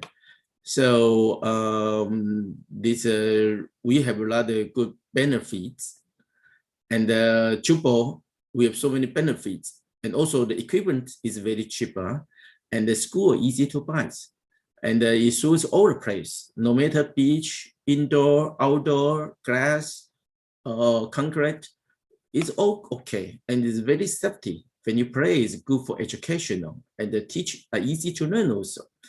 So it have a lot of educational purpose. So it's good for PE class. It also the safety games rules, and the peace, teamwork, target ball, and the funny, simple, and the fitness, beauty, honesty, the red color is all our benefits. The main goals for Chupo as a United Nations. So the value creates a lot of very good for our rule and charter. So like I said before, the objection of human physical activity is not to make champion, but rather to build a contribution of harmonious society. It's that Herman Brain said for us, and we are really appreciate for it. And thanks a lot. I think it already take a long time, and I'm very happy. Reminai, my friend, welcome me to be here, and thanks a lot. And wish you can want to more people can contact with Remy, and we can try to help. Thanks a lot.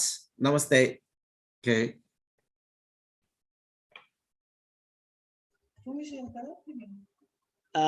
It was nice to hear, Chris. Really a good session. Important session, and all can know what is chalkball actually. So I would try now to share that video of the these things, chalkball video. So I think I'll take a moment for that one, and I will share screen. You can stop your presentation. I'll share. Yeah. Thank you. Okay. Yeah. There are two videos I can show you. Yeah, I'll just you can also share that run that link and share the video directly. You can share that one also, if possible. I can share. Yeah, you can share that video. If you otherwise, I'll show just I'll show the game only. What is chalkball game? Which is how it is played. I'll just play one video for chalkball. Okay, I give you. Yeah, just a moment. I put some the link. This is the first one I want to show them. Partly link. You have sent the link, na? Okay. Yeah, already. Just a moment. Could you again?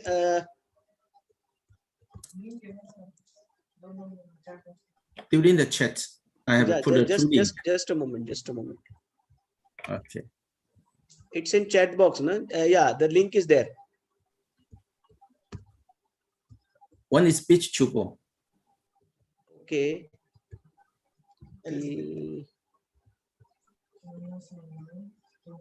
एक minute झाली एकच second.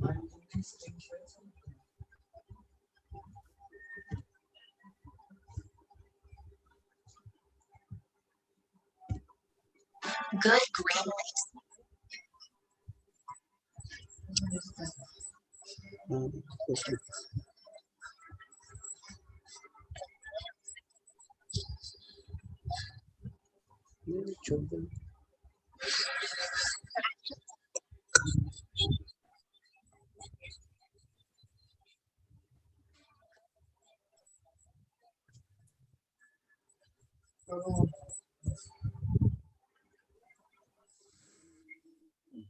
I cannot share this, right? Only the attorney can share this. Just. I'm sharing that one. Please. Okay.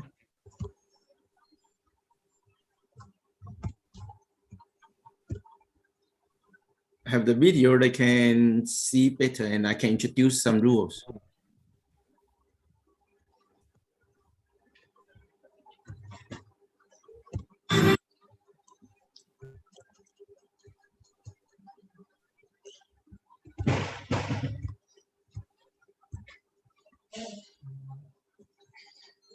Can you see screen?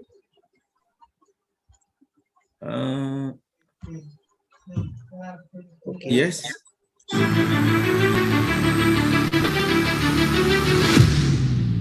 Is it visible? Is it go on?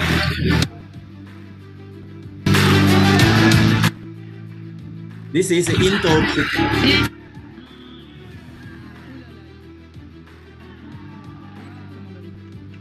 And they keep a lot of social distance. C'est la Suisse qui a la défense un peu. C'est pas toujours la même chose quand on est sur le terrain. Des fois, on se rend pas bien compte. Et puis, waouh, un Suisse qui démarre. A lot of social distance. And the two teams, the shoot, another team will take. No catch, 1 point. It is one of the fast sports you can see. Non-contact.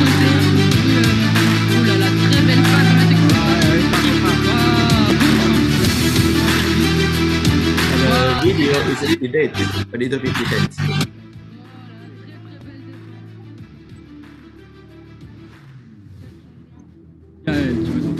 Voilà, la Gaëlle contrée par le numéro. Oh là là là là là. Oh, alors qu'Emile. Nouvelle défense bloquée. Oh, mais. Ainsi qu'en deuxième, on voit Mathieu par exemple à l'arrière qui était présent en deuxième défense. So can you share? All the people can see this.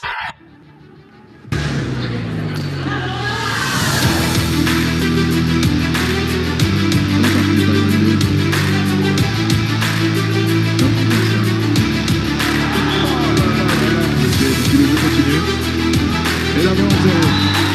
On rappelle que football, pour défendre, on a le droit du coup. Ils sont là pour se dégommer l'un l'autre.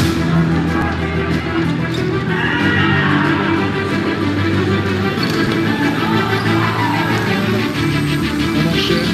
Oh là là, numéro 4. Et la double C'est très beau à voir. Oh là là, une très belle défense là de Taïwan. Oh, c'est magnifique le sauvetage. No party contact. Et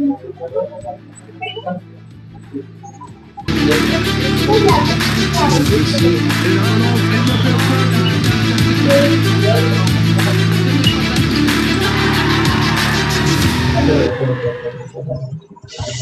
Okay, good. They are still have another one for pitch. Just 5 minutes. It's okay. I put a link also. Wait. I'll see. Okay.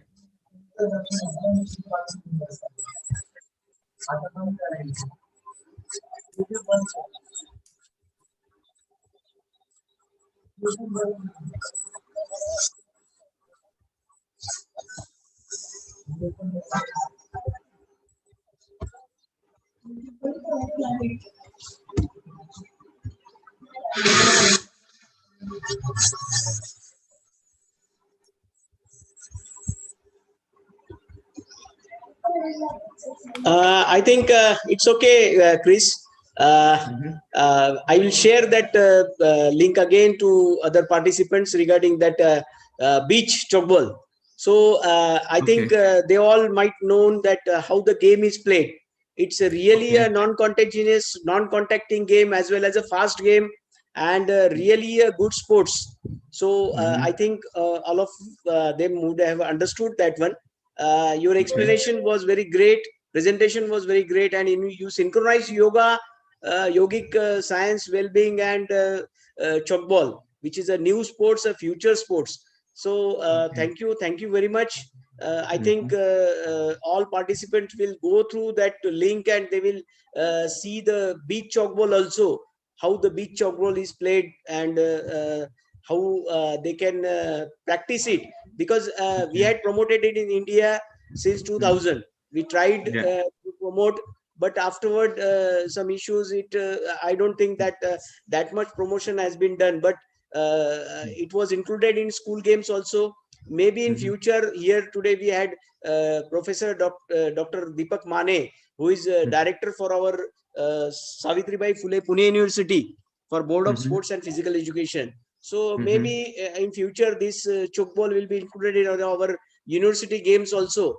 So he's there. I would like to request him to share few words regarding today's session, as well as for your session. That is, it was a special session for all of us, for the sportsmen also. So I would request Dr. Deepak Mane to unmute and please say few words for the session. So very good afternoon, everybody. Since last 4 to 5 hours, we are all together at on the online mode, being so hectic, and it's very difficult to stand for such a long period of time. But today's speakers, all 4 speakers, were very brilliant and have been taken away the information, and which has reached to the minds of the people, because every time I have to go through the charts and see the messages of the participants were extraordinary. It was a overwhelming response from all the participants, and still the number is 252. So I think this shows the credit goes to all the resource person who has really shared their knowledge a scientific way. And even last Mr. Chris Hoing has shown the introduction of new game to all the participants. Definitely a lot more good games are going to come, and seeing this pandemic and coming future scenario of the world sports, many new games will be coming. Indigenous sports will be introduced in schools and college and university levels, and also in world universities. So such type of combinations of good games where we can have a social distancing also, fast game where you can have a speed endurance. All these maybe these all qualities are very essential in the coming new generation. At least in the adolescence age, such type of games should be played, and definitely these new games will create a history in the world sports scenario. I, on behalf of my Savitribai Phule Pune University and Department of Sports, I heartily congratulate all the 4 lead speakers who have spared their time, because being in India and in foreign countries, since there is a difference of 5 to 6 hours, since early morning they are with us, though we have afternoon here. Early morning, 2 or 3 a.m. they are with us with, and their contribution. Even Dr. Manmad Garote, who is my colleague in physical education department and yoga department of the university. I should thank him that he has taken quite a big initiative in organizing these online international workshop. A nice knowledge shared by all of them. I hope in coming time also, definitely at the university level with association with DSO Nasik and Sidco College, new more games or new more seminars and workshop we are planning to hold on the eve of the 21st of June, that is the International Yoga Day. So definitely this platform, since last year I'm watching this platform as catering more than 1,000 of participants every time in in every seminar, workshop or conference. That's a good achievement. I thank Dr. Naik for taking such a good lead, and even Dr. Meenakshi Gowde Sonkhaskar Madam and the Department of Sports with collaboration with Board of Sports Savitribai Phule Pune University. Much more programs will be introducing in the field of yoga and other also field of sports and games and sports in coming future. Thank you for all the participants who have been here since last 5 hours. Even all the colleagues, the lead speakers who have accepted the invitation and has shared a good knowledge. Thank you, one and all, Ravi. Thank you, Mane sir.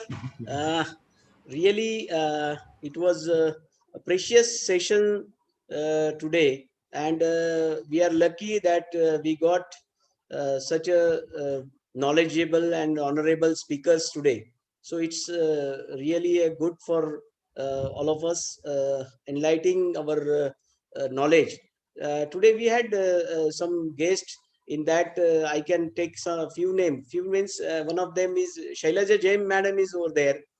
You might be knowing that she is our department kabaddi coach, who who is an international coach for kabaddi also, and who trained Iran team, and which team secured gold medal in Asian Games. So she is also there.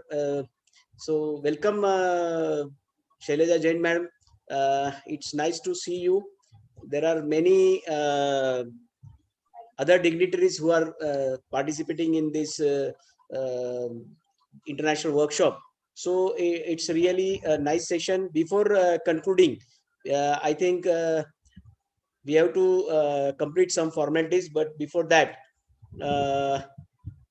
I would like to thank again to all our respected speakers, that is Dr. Manmat Garote, because of whom only we can contact to Dr. Natalia ma'am as well as Dr. Jadranko sir. So thanks to Dr. Manmat Garote sir as well as Dr. Natalia ma'am and Dr. Jadranko, and very special thanks to my dear friend Chris Wong, so who spared his time, and actually he's working for development of chalkball in world, and also guided me in India also for promotion of this chalkball. So thank you very much. Before that, I would like to share some information or some notice to all the participants that we hope that every participant gained some fruitful knowledge that was shared by our speakers. We just shared a feedback link. You might got the link, which is feedback link, in the chat box, and I request everyone to fill out.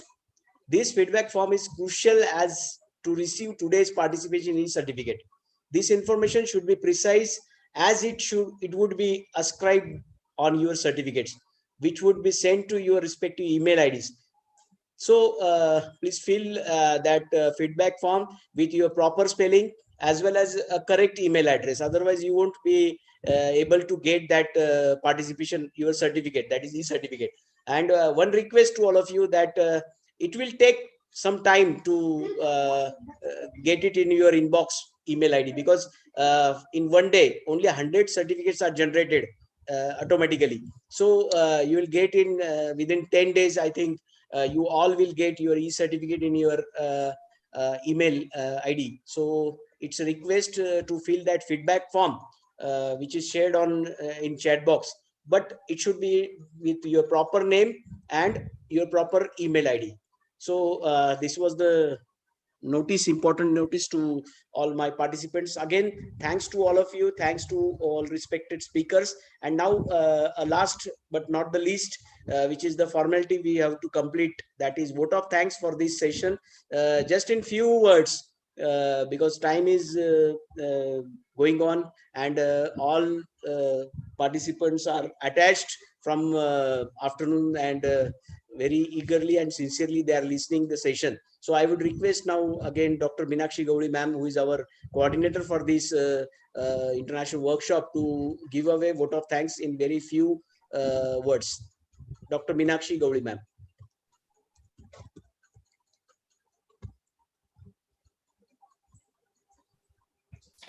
Am I audible, sir? Yes, please. It was really informative and scientific workshop for all of us today.